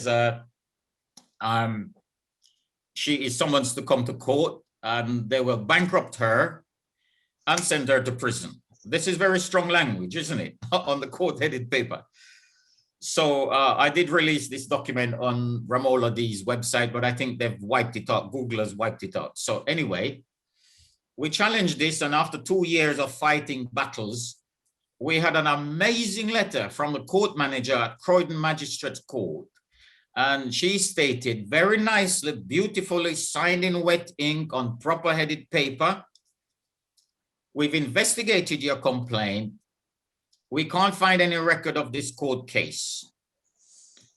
The council people hire the courtroom and invite their customers. They work on case reference numbers, and the court works on court case numbers. The reference numbers are not displayed in the public display, only proper court case numbers. And then she said, in the nutshell, the documents you received are not from the court. And that is the case with all the cases I've worked on for the people on here and many others, and over 150 cases on my own case, on one, probably 99% of them, on the basis nobody can prove that they were issued by the court from lawful due process. It is simple. So if this document alone, I believe, is good enough to wipe everything out, if the public and the enforcement authorities get behind. I spoke to a police officer today. What's her name? I can't remember her name. Her name is, oh, I can't remember. Anyway, her name is Indy something, from Barnet Police. And she said, I asked her, have you ever seen an authentic warrant in your life and your career? And she said, no. So we are in a war on fake warrants, because no matter what they get, no matter what fake court orders, fake debt, fake everything, if you want this watch, the only way you can get this watch is to physically take it off me, physically. And the only way they can justify anything physical is with a warrant. And Anthony Stansfeld knows what a warrant is. And Cressida Dick has been caught falsifying warrants. So this is a state we're in. This is the pandemic. Fake warrant pandemic. Fake evictions are going to proliferate now like crazy. And it's very easy. Where is the application you made for the warrant? Where is the fee you paid? Where is the case management record? This can stop everything with enforcement. So all this sophisticated and fancy and flowery language and departments and committees, all BS. We need physical action to stop someone physically taking your assets. I am done. Scambuster.tv. Thank you very much. Thank you very much indeed, Anthony. Can we please show our appreciation for that very powerful session there with Anthony? Thank you very much indeed. Wow, I feel like I'm being schooled tonight. I really do. I really, really do. This is absolutely amazing. This is absolutely amazing. We're going to go to Michael now, who was there when I thought he wasn't. So Michael, please take yourself off mute and jump in. Michael, thank you. Thank you, Andy. As has been described by Michelle, I was in the Metropolitan Police at the start of my police career. I then transferred to another force, which was a national force, and that's where I went into the CID. And after I retired, and I had to give up work eventually in 2011, I got involved with a group of people who have been fraudulently bankrupted. Now, over the last few years, I've been doing my digging to find out exactly what sets these apart from other frauds. And it took a crash course in civil law, because, as we all know, insolvency law, it falls under the civil jurisdiction, which is mainly why the police say, oh, it's a civil matter. Now, if they looked deep enough, they realised that fraud was being committed on an industrial scale. Now, I went through the cases that I've been investigating, and at the moment, I've totaled about 23 points, which are common to a lot of them. Main one, claimants don't have any standing whatsoever to bring the claim, the bankruptcy. They've also failed to produce a notice of assignment or even a deed of assignment or any power of attorney. That's one of them. Debt is manufactured. That's a foregone conclusion. The other one I've seen is the debt is actually someone else's debt. Now, there have been ones where people have died and then the scammers have tried to transfer that debt onto a living person. Now, you can only do that under certain circumstances and by complying with a certain part of the civil procedures rules. And yeah, there is one case in David at the moment that, where that's happened.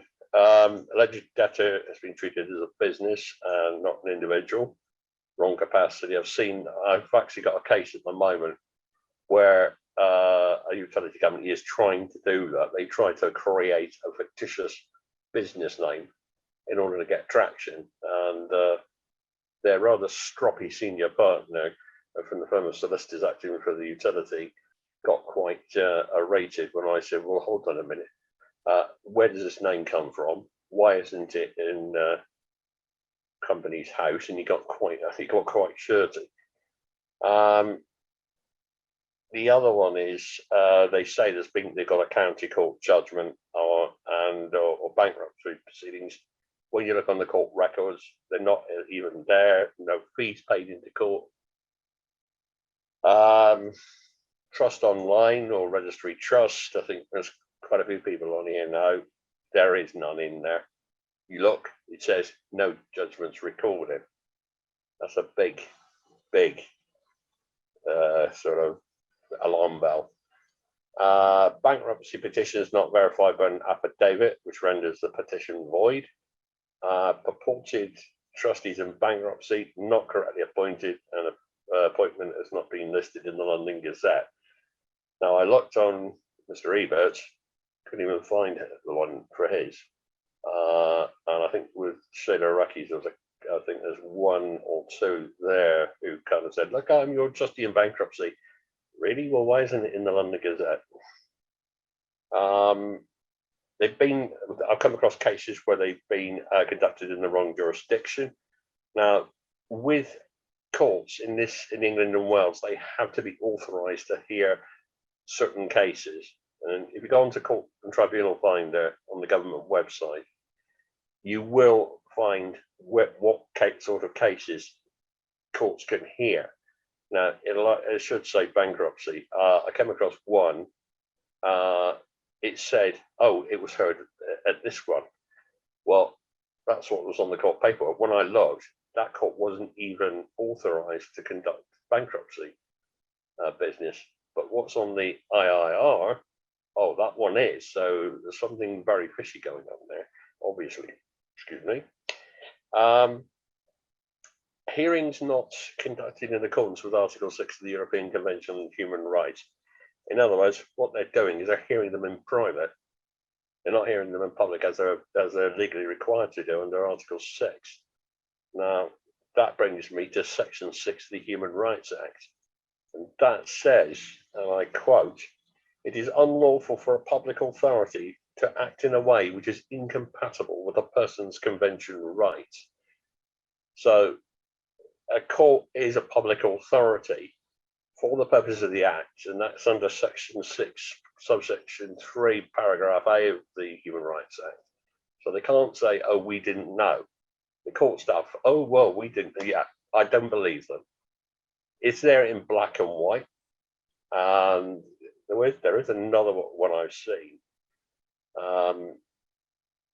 where they've tried this, but right. Judges in courts, they don't adhere to the civil procedures rules. They don't adhere to the practice directions, and they don't adhere to the Bankruptcy Act and rules. I've been in court with someone, and I've watched a circuit judge and just completely disregard them and just make these totally without merit judgments.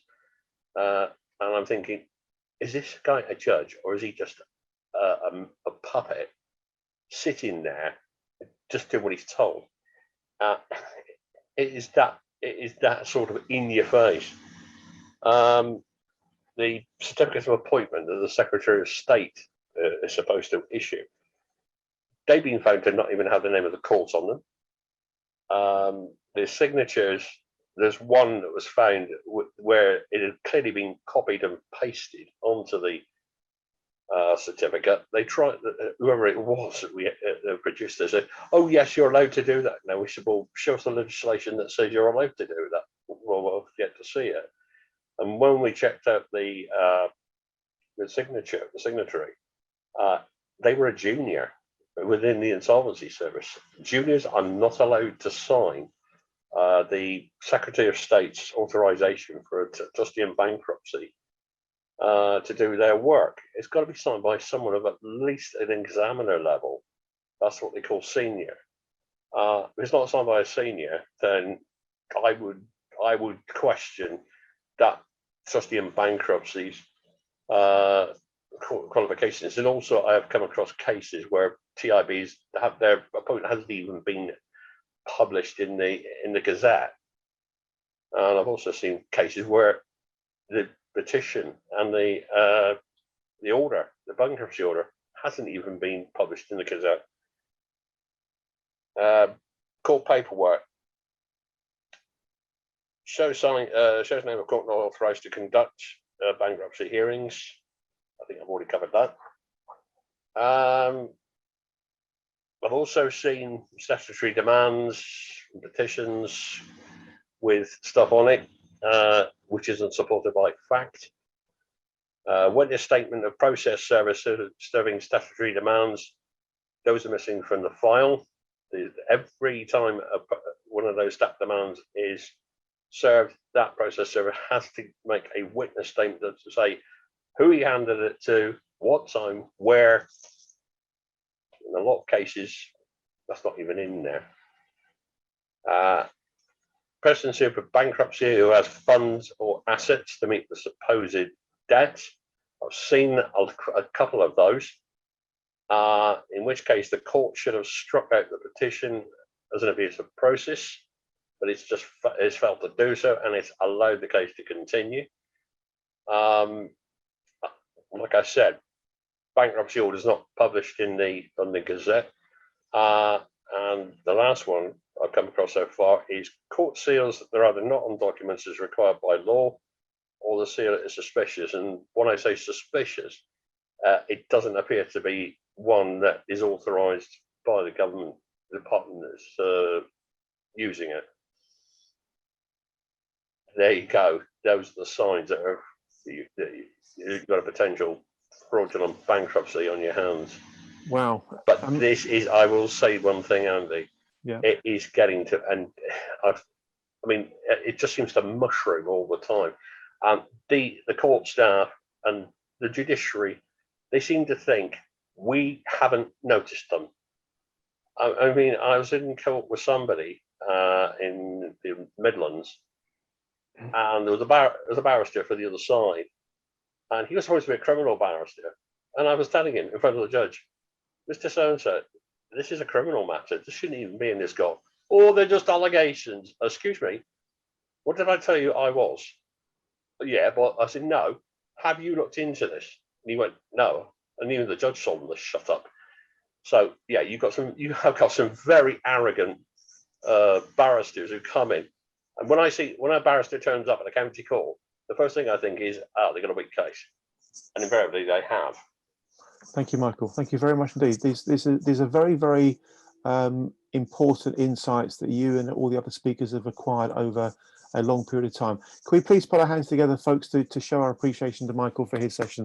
Thank you very much indeed, Michael. We're going to go, that was great. We're going to go straight on to Mr. David Fabb. So David, you've got up to 10 minutes, sir. Please make the most of it, and thank you very much for being here. Well, I had a big group of companies, and I've suffered at the hands of Deloitte's, DLA Piper, Vantis, Mr. Nick O'Reilly, later of FRP, and now of Manolete. I've suffered at the hands of MCR,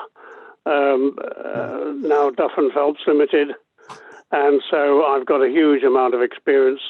And I just want to run through a few points. I've worked very high opinion of Mr. Ebert and Anthony Badaloo, who gave a great presentation. I've read that the modus operandi document from Jess, which I think is bang on, similarly with Michael Ough. The courts have been hollowed out. There's corruption in the HMCTS back offices. There's the legal separation of the judiciary from HMCTS administration is frequently absent. I made an application for an administrative order on the grounds of multiple fundamental errors in the process, and it goes missing. My court file, which must weigh several kilos, has gone missing in the Birmingham High Court. There's huge amounts of interference with corrupt barristers, financially inducing the loss of court files and the false stamping of documents. I've listed 13 of my own documents which are clearly forged. There's never been a court fee paid in any of the multiple cases that I've been involved in, including personal bankruptcy. So all the actions in which I've been involved are nullities. But it's difficult to get information from the headquarters of HMCTS. I've even got a letter from a senior executive in HMCTS, which saying, yes, we understand there is a matter to be investigated in your case. If the police will investigate, we will join with them. They make that statement knowing full well the police will turn it away. It's a civil matter. And then he finished his letter by saying, we offer you £100 compensation for the interference, for the inconvenience you've been caused. That's about 2 years ago. I've got a thick file of correspondence with the Information Commissioner, with HMCTS, with the management, the control of HMCTS in the Birmingham High Court for caseman files. I've got multiple cases where the caseman, the part 3 of the caseman file says no fees have been paid in this case. There's a huge scandal in this. I had one of the biggest groups of companies in the Midlands employing 640 people in 10 factories, processing 600,000 tons of steel a year, the biggest company of its kind in the UK.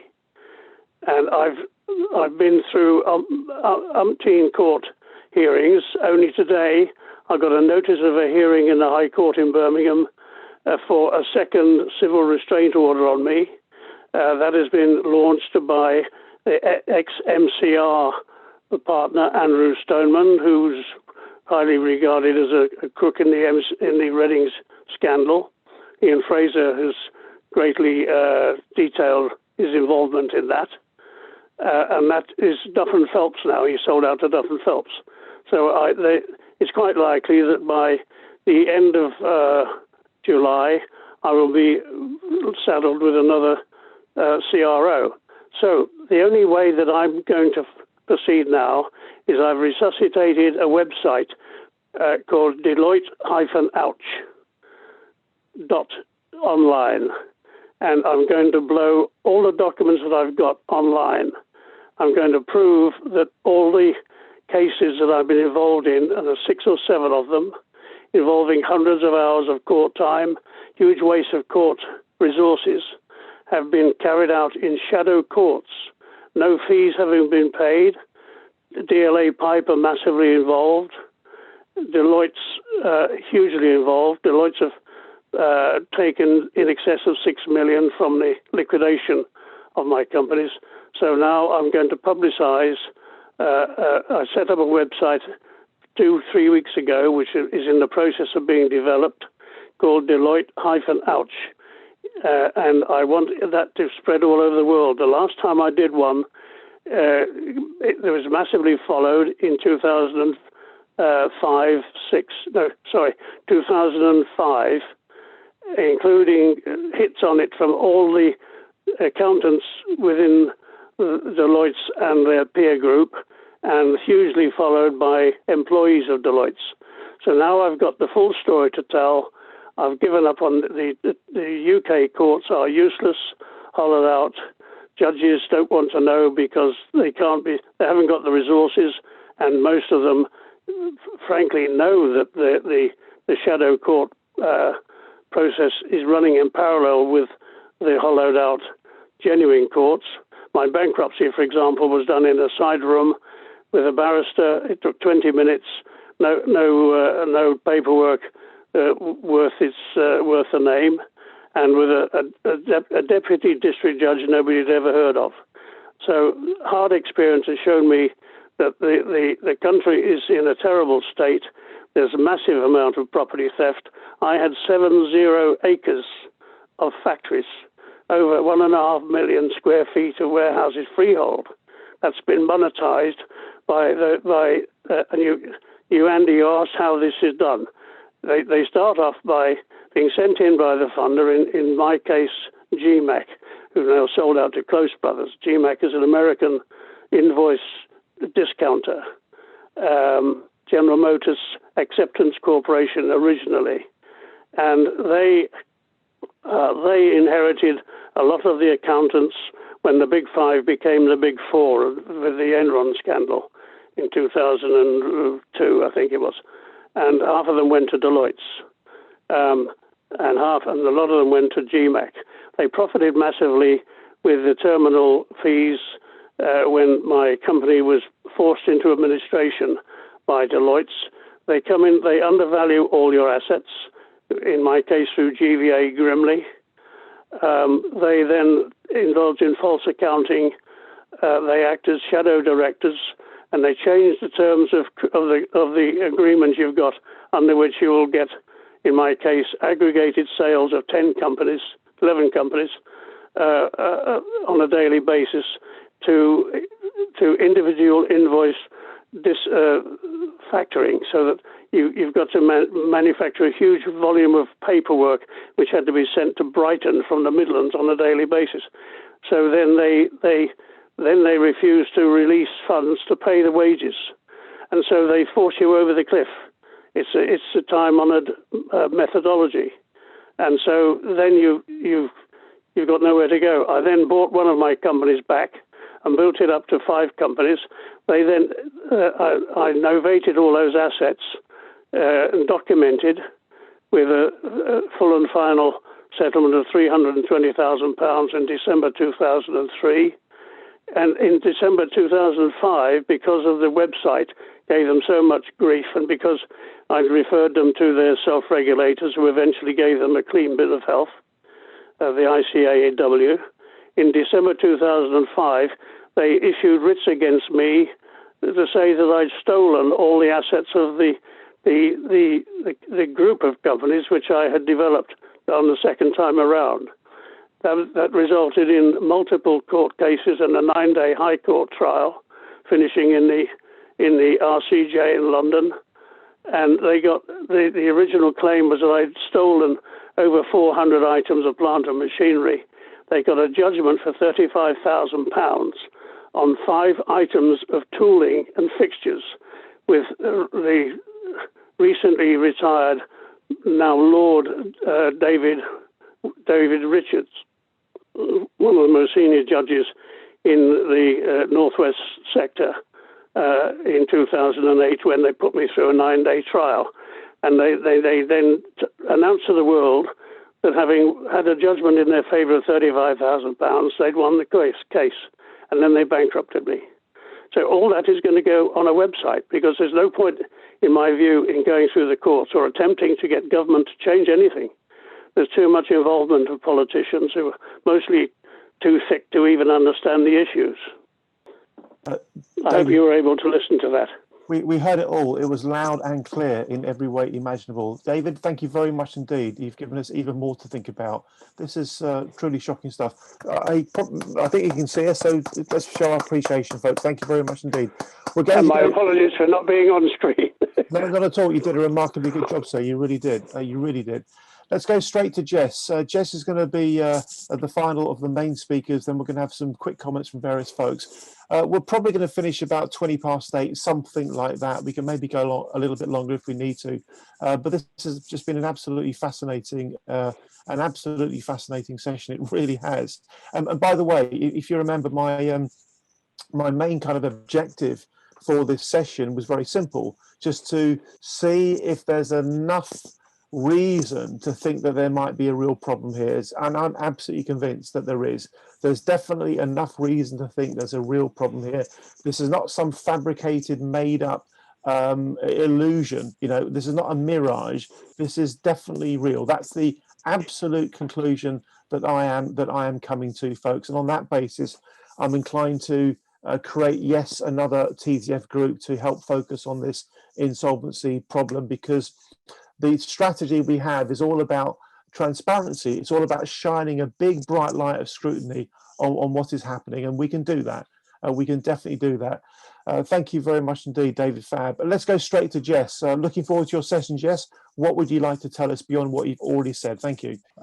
Thanks to all the speakers so far, and thanks for everybody joining tonight, because I think this particular issue has been going on for such a long time.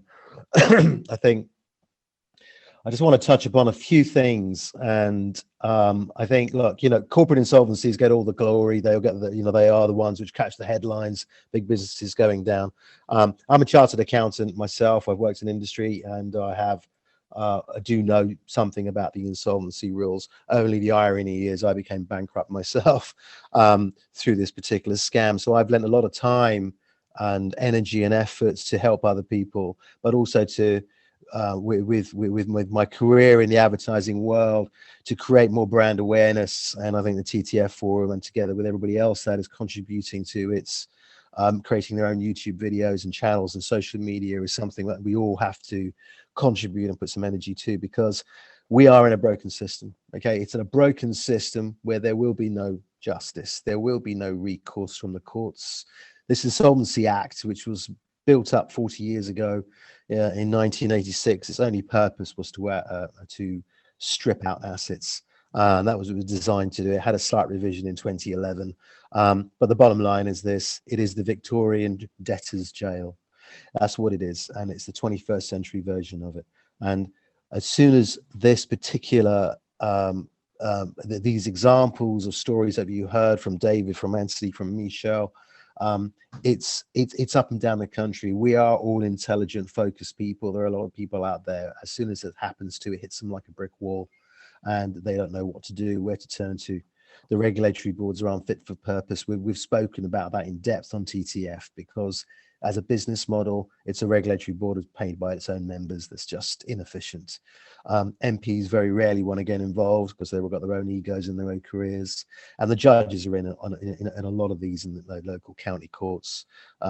It's big business. And what we've got to try and do with this landscape that we're probably all aware of is not only the social media and the awareness across all the channels that are open up to us. We need some big branded ideas in terms of, one of the things that we don't have in this country that the US has is the Chapter 11 bankruptcy. You cannot go to jail if you're an insolvency practitioner. Yeah? I remember having a conversation with one of the many barristers and legal people that I'd kind of come across over the past few years, of which I said, look, I've done some due diligence. I've really gone and researched and said, I've never seen one private prosecution or a professional negligence claim against an insolvency practitioner. I've never actually seen any successful claim brought against any particular firm, of which a barrister retorted back to me and said, well, that's how difficult it is, Mr. Panesar. And I said, well, no, that just proves that it's just one big scam. Because soon as you are padlocked as a bankrupt, and I'm talking more of the personal bankruptcies, which are so probably more relevant to this group here tonight. As soon as you are personally made bankrupt, your rights are out the window. Your legal rights have gone. Your human rights have gone. And I would probably like to engage perhaps with Emily at some point, that there may be an angle that we could take this up to the Supreme Courts on the human rights angle and the aspect that how it's destroyed families, taken the freedom of the people who've been made bankrupt. People have committed suicide on this. There's a family in Birmingham, had a lot of properties, made bankrupt. 2 of their members killed themselves. I'm sure there are stories out there which we don't even know about. I think a lot of farmers have killed themselves in Ireland. I think there's a huge amount of what I call, murder incorporated happening in this country. And frankly, what's the mood is now, it's so brazen. It's so brazen amongst the whole of the white collar crime professionals that they know that they can just get away with it. They know that there's no criminality, that they won't go behind bars, that it won't come under the Proceeds of Crime Act. It won't, because we don't adopt it in this particular country. That's got to change. That's got something which may very well be the actual solutions to this. We all know what the landscapes are. We're here to actually get solutions and get things done. And we've only got 2 options. We all know that this system is totally corrupt and the landscape doesn't work. Going into a single batting with courts and judges and barristers and solicitors, even your own barristers, it is not kind of really playing on your side. It's all just about money. It's a financial ecosystem, and all these bankrupts and all the people who've been asset stripped, they need to get the money from somewhere. In this country, post 2008 and the financial crisis, yes, there were big high profile banks that were going down, but there was a huge amount of personal bankruptcies that were happening. There was a huge amount of stealing that was going on, which Anthony Badaloo has found out, that this is just people's property being thrown out onto the streets and then seized and then taken. And this is what we're battling against. This insolvency is not about, absolutely regulation is important, but these are people's lives that have gone. People have forgotten. I think I saw a statistic, 5,000 people have lost their lives over the past 15 years. And out of that, a lot of it is due to bankruptcy, financial problems. People have just walked in, these insolvency practitioners, these solicitors, these barristers, these courts have just walked into people's lives and stolen, things that do not belong to them. Now, that's the landscape, and I'm sure it probably resonates with everybody or a lot of people on this forum. What are the options? A human rights approach could be something. Secondly, a criminal approach is something else. Going down a civil route with this Insolvency Act is just going to be a waste of time. And for me, I think, and for a lot of people in the cases that I have seen, the criminal side of it is the only way. We need to get some scalps. That's what happens in America, and it actually kind of helps. They do think twice about covering their bases and covering their backside to make sure they don't screw up. And I think going down a criminal route is something which is open to all of us. And I think that's something that we should collectively do together. And at the same time, really try and get into the human rights aspect of this as to what forum that is going to be listened to. I would really love to hear Emily's point of view on that, or anybody else's point of view on that, as to how we can get a much bigger forum, because people have died over this. And I think it's just not acceptable. What we do, we may have lost our money, but to protect the future of people who are going to go through this brazen, confident, I can get away with it because no one's going to go against me sort of attitude from the likes of the Big Four or the top 20 or small-time insolvency practitioners, fake solicitors, fake barristers. It's just nonsense. How much nonsense do we have to put up with? Now, that is part of the, I guess, emotive landscape, which I'm sure a lot of you are totally aware of it. I'm not going to be, I'm just echoing it a bit more. But I would like to probably just finish off with just a bit more understanding for the people who probably do not really fully appreciate that the impact it can have on someone's life. And also just to touch upon how it kind of goes and how it works, because I think that's very important. I think it's one of those things, until it happens to you, you probably wouldn't really fully appreciate it. And I think that's a fair point. That's logical.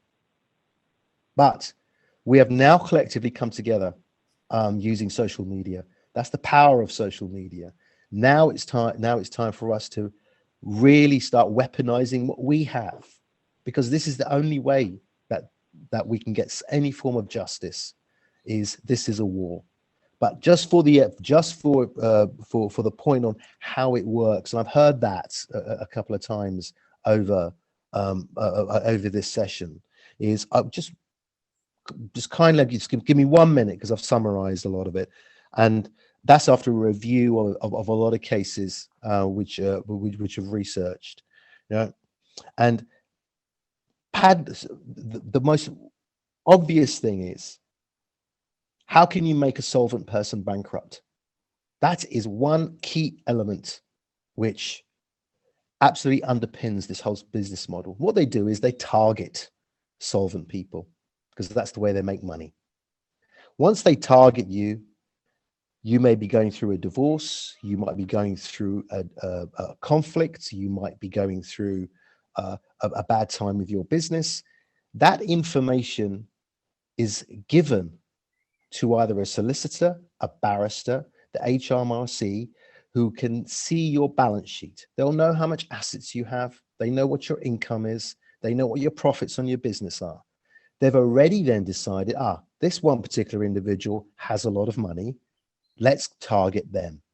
In order for them to make you bankrupt, they need a manufactured debt. That manufactured debt can have many forms.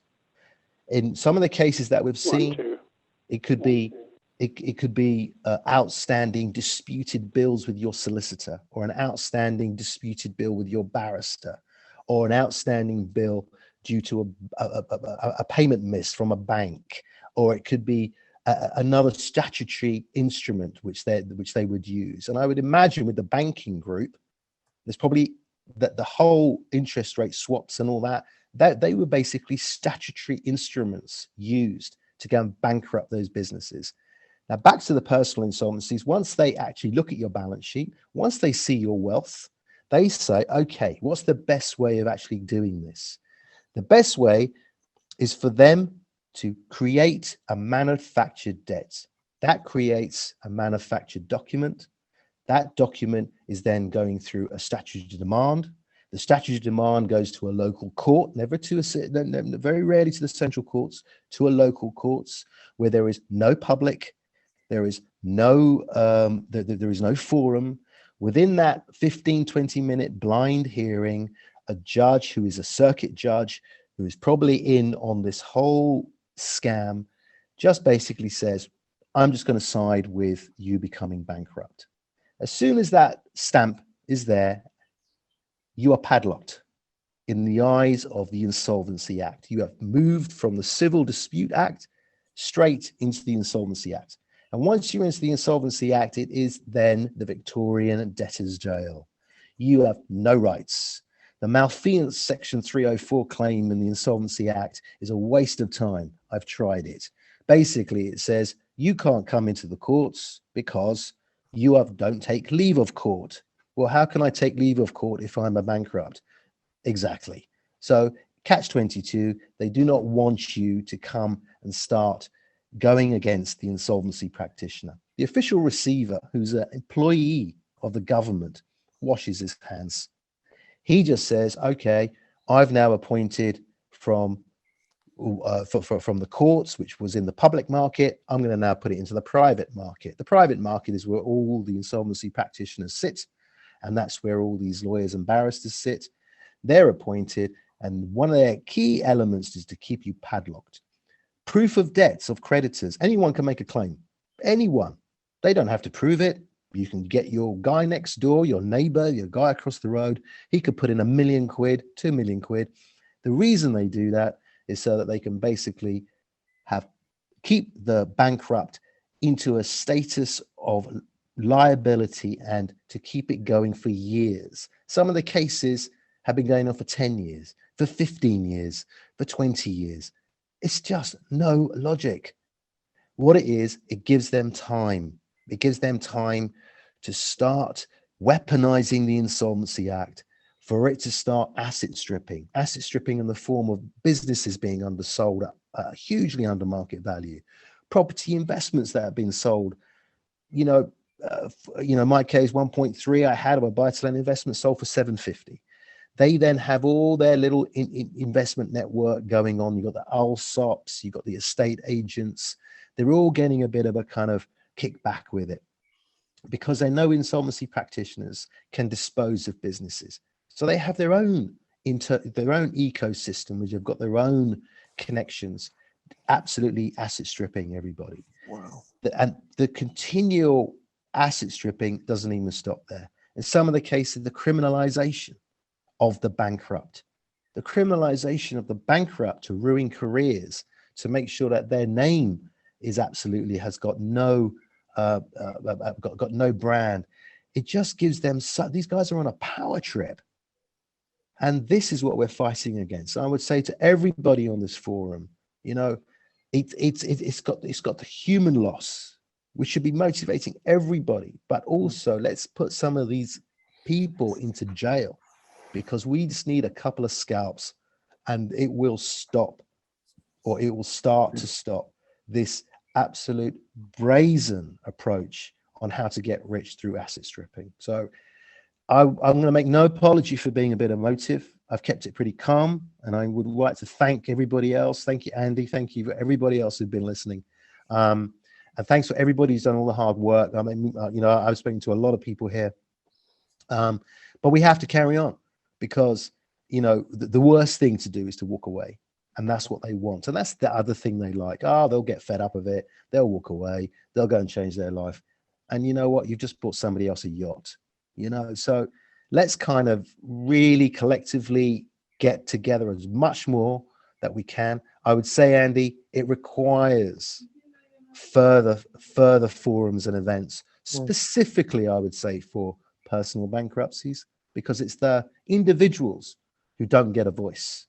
Yeah, I think that there's a lot of headlines done with the big corporate banks and companies that go under, but I would really urge, if it's possible, to really focus on the unknowns, the nobodies of the world, like myself, who don't have a voice. Now we have a voice, and we continue to make this voice heard. It's the individuals we need to look after, right? All the human beings out there who've got no voice. I wouldn't want to even elongate with some of the calls that I've had from, ladies and gentlemen in their 70s or their 80s, or then worked all their lives to be bankrupted. It's a disgrace what's happening in this country. So I think we have a duty to all of us to carry it on. So I'll finish it there. Thank you very much. Please get in touch with me if you want to. But I would really just encourage everybody to really look at the human loss capital side of this. But let's also let's weaponize ourselves and start, taking some scalps out here, and maybe the criminal process, maybe that route. Wow, Jess, thank you very, very much indeed. Very, very powerful messages here. I'm quite shocked by some of the things I've been hearing tonight. I really am. Can we please show our appreciation, of course, for Jess? Thank you very much indeed. And what we're going to do now, we're going to go to Pauline Creasy, who's got what we call a just a minute round. So Pauline, do this within 60 seconds if you possibly can for me. Thank you very much, Pauline. Over to you. Please spend a few moments just introducing yourself, then get stuck straight in, Pauline. Thank you. Yeah, sure. Thanks, Andy. Yeah, well, I'm Pauline Creasy. I'm the chair of the Premier FX Liquidation Committee, and our fraud is nothing like on the scale of the numbers that have been discussed tonight. But it just shows it goes on at kind of all levels. We were defrauded by a foreign exchange firm, and the liquidators that took over the business basically went about stripping our assets. There was 1.8 million left, and they managed to bring in a firm of lawyers who it turned out were also representing 5 claimants who were all business customers versus the rest of us who were all personal customers. We were not investors, we were payment service users. To give you an example, I lost nearly £500,000 because basically I'd been working abroad. I sold a house there and was coming back to live in the UK, and that money got taken while it was a money remittance. The liquidators really did very little for us, although I have to say, I do believe there are some people in these firms who are actually extremely distraught about what their partners of the firms are doing. I have to say, I've come across some good people within the liquidators that we're using who have actually given very good information, but there's a very high turnover because basically of what their corporate masters are doing. But my point is, it all came to a head in a high court hearing, which again, just like all the rest of you have said, they tried to make a private hearing to exclude the claimants. We managed to get the High Court judge to agree that we could come in and represent ourselves. We were up against barristers representing the liquidators who were being paid £650 an hour, which is just completely insane, which was being paid out of our money that were in the remaining assets. To cut a long story short, the judge actually, over 5 days of actually grueling hearings, which went over several months. Actually, there was gaps in between, and it was really heavy going. We weren't allowed to charge any expenses at all, so we had to represent ourselves, get boned up on the law, and it was an extremely stressful experience. But we managed to fight off not only the liquidators taking 1.5 million in fees, during which time they had not recovered any money or done really anything for the 200 claimants. Secondly, they were joint liquidators for an agent of Premier FX who had put in a priority claim of 1.3 million, which the judge actually had a court hearing of 2 days on that. And again, we managed to defeat that. But again, how can the liquidators be representing one firm and then representing an agent as well? It's almost like too many eggs in one basket. And I just don't understand legally how they were able to do that. But again, we defeated them on the 1.5 million fees. We didn't get it reduced as much as we wanted, but we got it down to, I think there was 37% taken off. It was just under 0.85 million, which left 1 million in the pot, which the judge agreed that those assets in the bank accounts did not belong to the firm. They actually belonged to the payment service users, which was the claimants. So that money is being paid out to the claimants, which gives us about 7 to 10%. I can assure you the full intention of the liquidators was for none of that money to come to the claimants. And it took 3 years to get to that stage, which is just, again, completely insane, given the losses of the top 50 of the 200 were between 80,000 and 550,000. These are huge personal life-damaging losses. I appreciate it's nothing like the scale of what some people have been talking to tonight, but to me and my group, it's everything.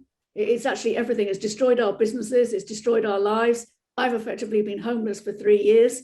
You can't, at my stage in life, lose £500,000 and hope to get it back. And most of my fellow victims are even older than me. Again, I feel like we've all been targeted. A lot of people were paid out before the firm went bankrupt, and they all seem to be the big and powerful people. All the people, a lot of single women like myself, and elderly people in their 70s and 80s were the ones that did not get their money. So I just wanted to share that with you. Sorry if I've spoken for too long. Pauline, thank you very much indeed for so courageously sharing what has happened. Again, it makes the, well, it leaves me speechless. It really, really does. Pauline, thank you very much. Can we please put our hands together for Pauline to show our appreciation for that? Thank you very much indeed. We do need to do something here, don't we? It's bleeding obvious. It's a great big systemic problem. It's obvious. It's very, very obvious. Mr. Mike Lloyd, within a minute, if you can, please, sir. Over to you. Okay, my business went into administration 9 years ago as a result of the interest rate hedge scandal. I have got many, many years. I'm trying to think quickly on my feet. Pre-administration, the appointed agents by the bank were a company called Begbie's Trainer. Surprise, surprise, they became my administrators. They had absolutely no intention of taking any action against Barclays Bank. Their administration fees were something like £700,000. The whole thing was absolutely, in my view, completely corrupt from start to finish. I could go on and on for so long. I'm incredibly bitter and angry, and we have been absolutely screwed. Absolutely screwed. There's nothing else really I can even go into. I mean, it's just appalling. Mike, thank you very much indeed. That couldn't really be any more powerful than it was. Mike, thank you for again taking the opportunity to share with us your experience. I think you summed it all up very, very well indeed. What we're going to do, folks, first of all, let's just put our hands together for Mike. Thank you, Mike. We're going to kind of formally end the session there, but we're going to carry on recording, so be aware of that. We're carrying on recording. So that's kind of a line at the end of the event, but I can see that several of you want to say something, so let's do that now.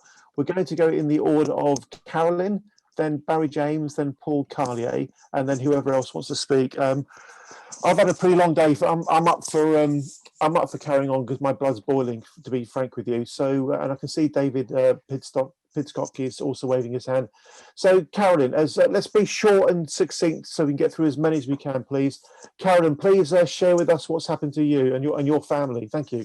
I've actually been, over a period of time, a number of people know, I actually had a receiver sell, a Law of Property Act receiver sell my property. Now, I've never been to court. I've never met the Law of Property Act receiver, and he has sold, I've collected 10 to 20 people that this same Law of Property Act receiver has sold their properties. Now, he is appointed by Lawyers Bank. Now, Lawyers Bank use 40 documents to appoint him.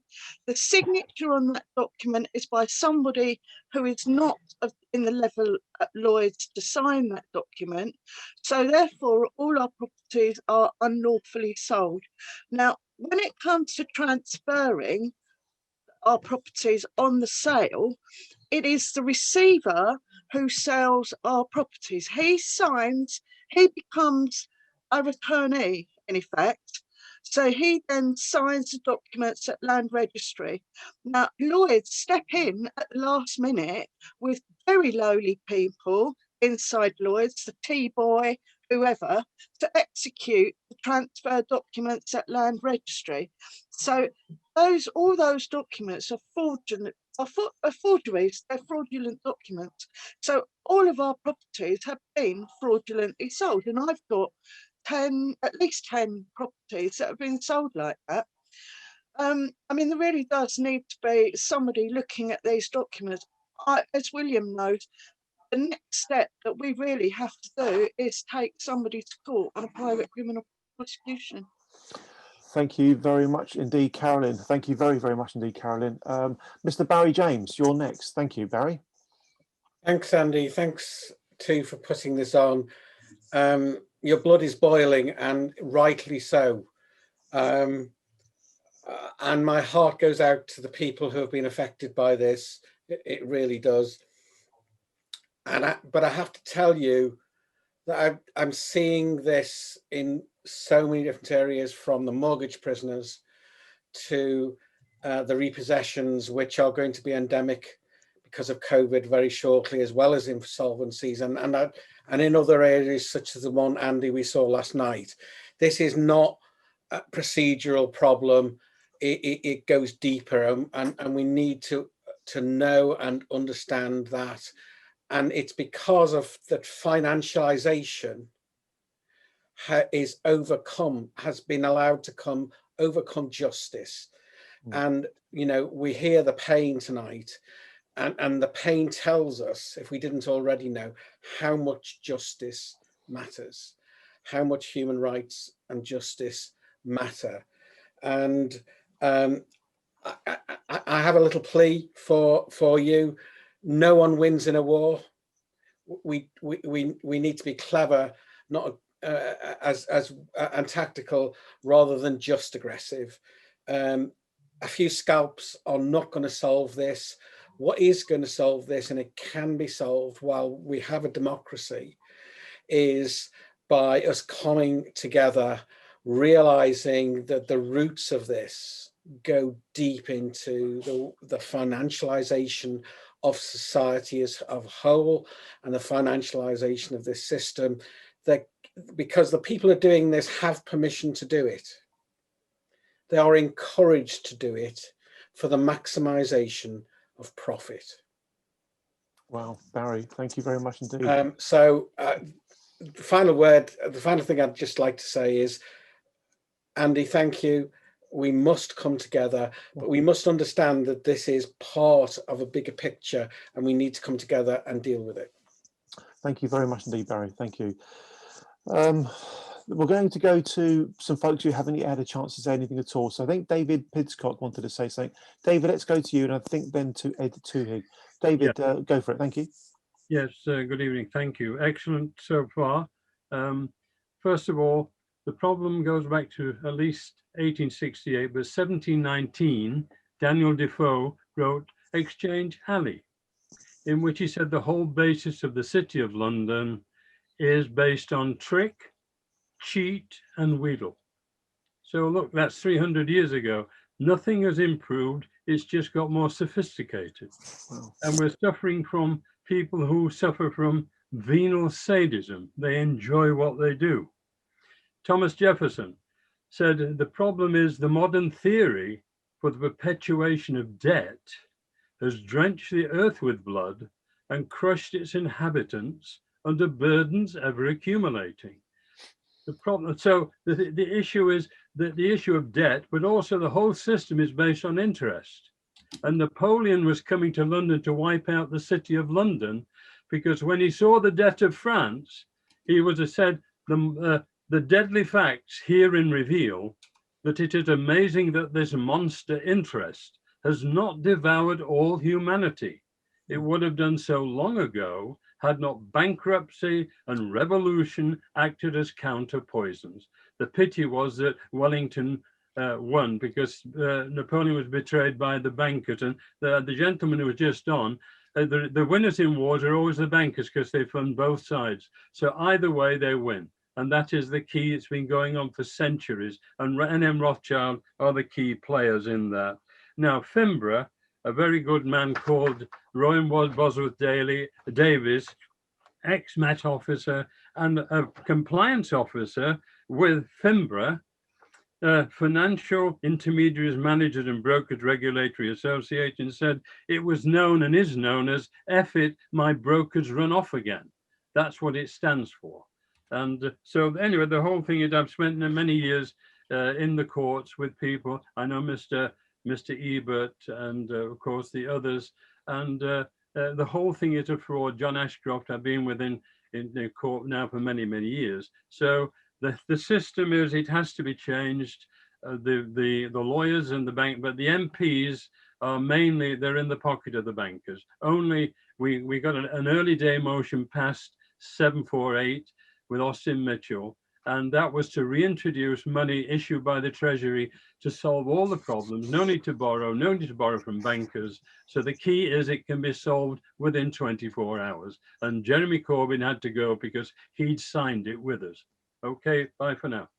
Thank you, David, for your perspective on this. Again, so many fascinating insights from different perspectives. We're going to go all the way over to Canada now. So, Mr. Ed Toohig, lovely to see you as always, sir. Please take yourself off mute and as succinctly as you can, please, sir, let us know what you'd like to say. Thank you. I just want to thank all of you Brits for letting this Canadian listen in to you. It occurred to me that if it wasn't for your accents, I would have thought that the program was all coming from Canada. I was a trustee in bankruptcy myself at one time. Wow. I was a partner of a CA firm that subsequently became Grant Thornton. And I was interested in the comments on how bad they have become since I was a partner. So anyway, it's just that I've been on that side of it, and the hardships caused by bankruptcy is the same all over the world. And thanks for letting me listen in to you. Thank you. And I'm going to pick up on that particular point, the human side of it. And Jess spoke to this matter very, very well earlier, I thought. I'm just going to try to find a particular web page. Here it is.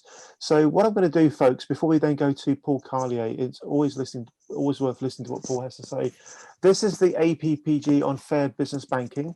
This is an APPG that the TTF doesn't have any kind of direct involvement with. We're not the secretariat, but I am aware of it.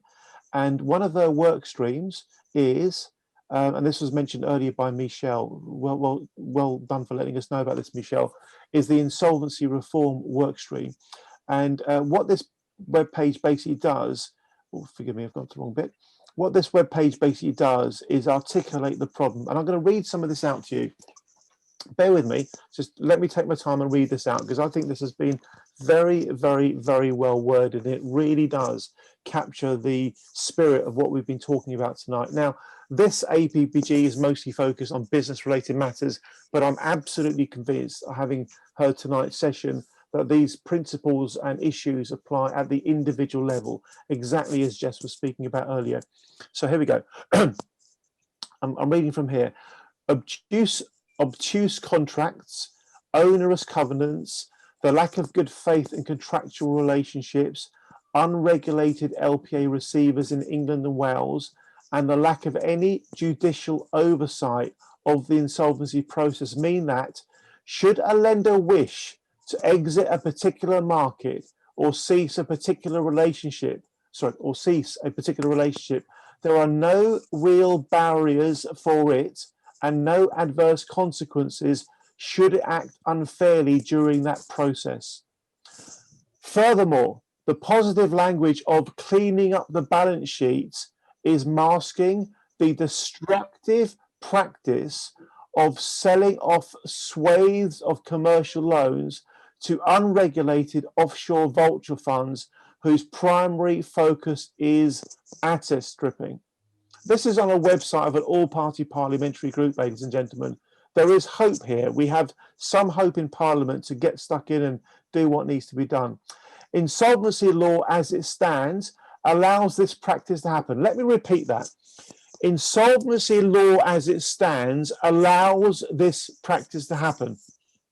And our private business owners, employees and creditors, including our councils and HMRC, pick up the bill for this practice.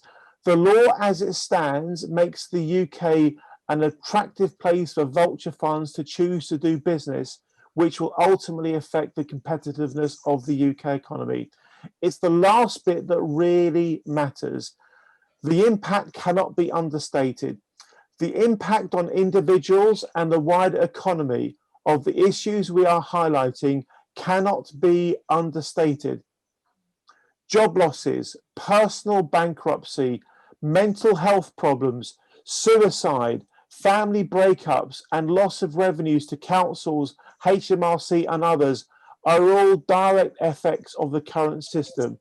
So I believe this, ladies and gentlemen, speaks to one of the themes that has come out tonight. The theme is, very simply, the issues we've been discussing tonight are a part of a bigger ecosystemic failure of the system to treat people respectfully and honorably and in a civilized, humane. One of the saddest things I've heard over the last 6 years of building this little teeny tiny insignificant organization that's got the guts to punch above its weight big time. One of the saddest things was hearing about children, young children, whose parents were being exploited and abused by the financial system in the way that we've been hearing about tonight. Children self-harming because the family home had become riddled with stress and tension and anxiety and worry and despair and suicidal thoughts and attempted suicides.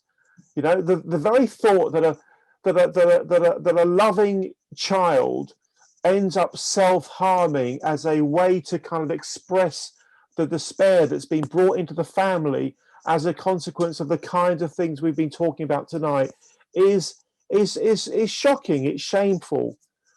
And that is why there are good people, including many good people on this session tonight, who are going way, way, way beyond the call of duty for no personal gain whatsoever, to try to scream out about what's going on, to shout out, to shout to the top, and to demand truthfulness and transparency and justice for the people that are being harmed. I've got no idea what we can do together, folks, but I do believe this. Whatever we can do a lot more by working together to make it happen. So let's make tonight's session a line in the sand, after which we commit to doing all we can collaboratively to drive the change that really must happen. One of our speakers said earlier, I think it was Jess, he made the point brilliantly, even if we don't get our money back, you know, let's just fix the system so that some poor soul further down the line doesn't end up having the same horrific life experience that some people on this session have actually had. I was brought up with the idea that if you get picked on by a bully, you fight back. You fight back. Even if that bully is going to beat you up big time, then you are going to reduce the chance of that bastard picking on somebody else. That, ladies and gentlemen, is our message, right? We've got to fight back, even if it's not to get our money back or your money back. It's to reduce the chance of some poor soul further down the line getting hurt by the system in the way that we've been hearing about tonight. That's what we must do. We must go into battle intelligently, tactically, strategically, exactly as Barry just said just now. Not all aggression, yeah, but we can keep the fire in our belly and we can fight back. I'm absolutely enraged to keep hearing the sorts of things we've been hearing tonight. Paul Carlier, please spend a moment or two sharing what you'd like to say, and then we better wrap up before I lose my temper. Paul, over to you. I was going to pick up on a lot of points that other people have made tonight, but that last slide, the consequences, the issues, it's made me. I'm going to do something. I'm going to tell you a very short story. I know of a very good SME business that had built itself up. They were, two brothers making reproduction furniture. Very good quality, established a very good reputation in the industry, and landed a massive order with Debenhams. It was a life-changing order. Debenhams paid 10% down of the value of the order as a deposit. The business had to borrow so as to be able to fulfill the order. Now, upon completion of the order, invoice was issued. Debenhams were supposed to pay within 30 days. They didn't pay within 30 days. They didn't pay within 60 days. They didn't pay within 90 days. And eventually, of course, the bank lost patience and the bank called in the overdraft. They couldn't repay, because this huge order was sitting there and it was unpaid. Forced into administration. The official receiver comes in. The business owners are made bankrupt. The official receivers then let Debenhams buy the entire order for just a further 10% of what it was worth. So they take that order. The business is destroyed. The business owner's destroyed. 2 years later, the business owner tried to take his own life, slashed his wrists. His 12-year-old son found him. His 12-year-old son kept him alive until the ambulance came. And he did survive and still survives now. But the lives of the children were completely destroyed. That man, intelligent man, incredibly talented man, and gifted craftsman, totally destroyed, wrecked the life, turned to drink, destroyed the family broke apart. But this isn't a recent story. That happened in 1978. The suicide occurred in 1981.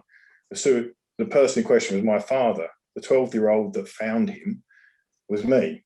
Now, so what you're seeing today is not It's not something new. It's an evolution, if you like. It's an evolution of what's been going on for decades. When I first left the banking industry 5 years ago, and I still live with those memories from all that time ago, what I discovered when I started to get into litigation support and then picking up these cases and finding out what was going on, it's just like history repeating itself. But it's like a cancer that has grown, and now it's just completely, the whole system's riddled with it, and the whole system, the whole hierarchy of oversight is riddled with it.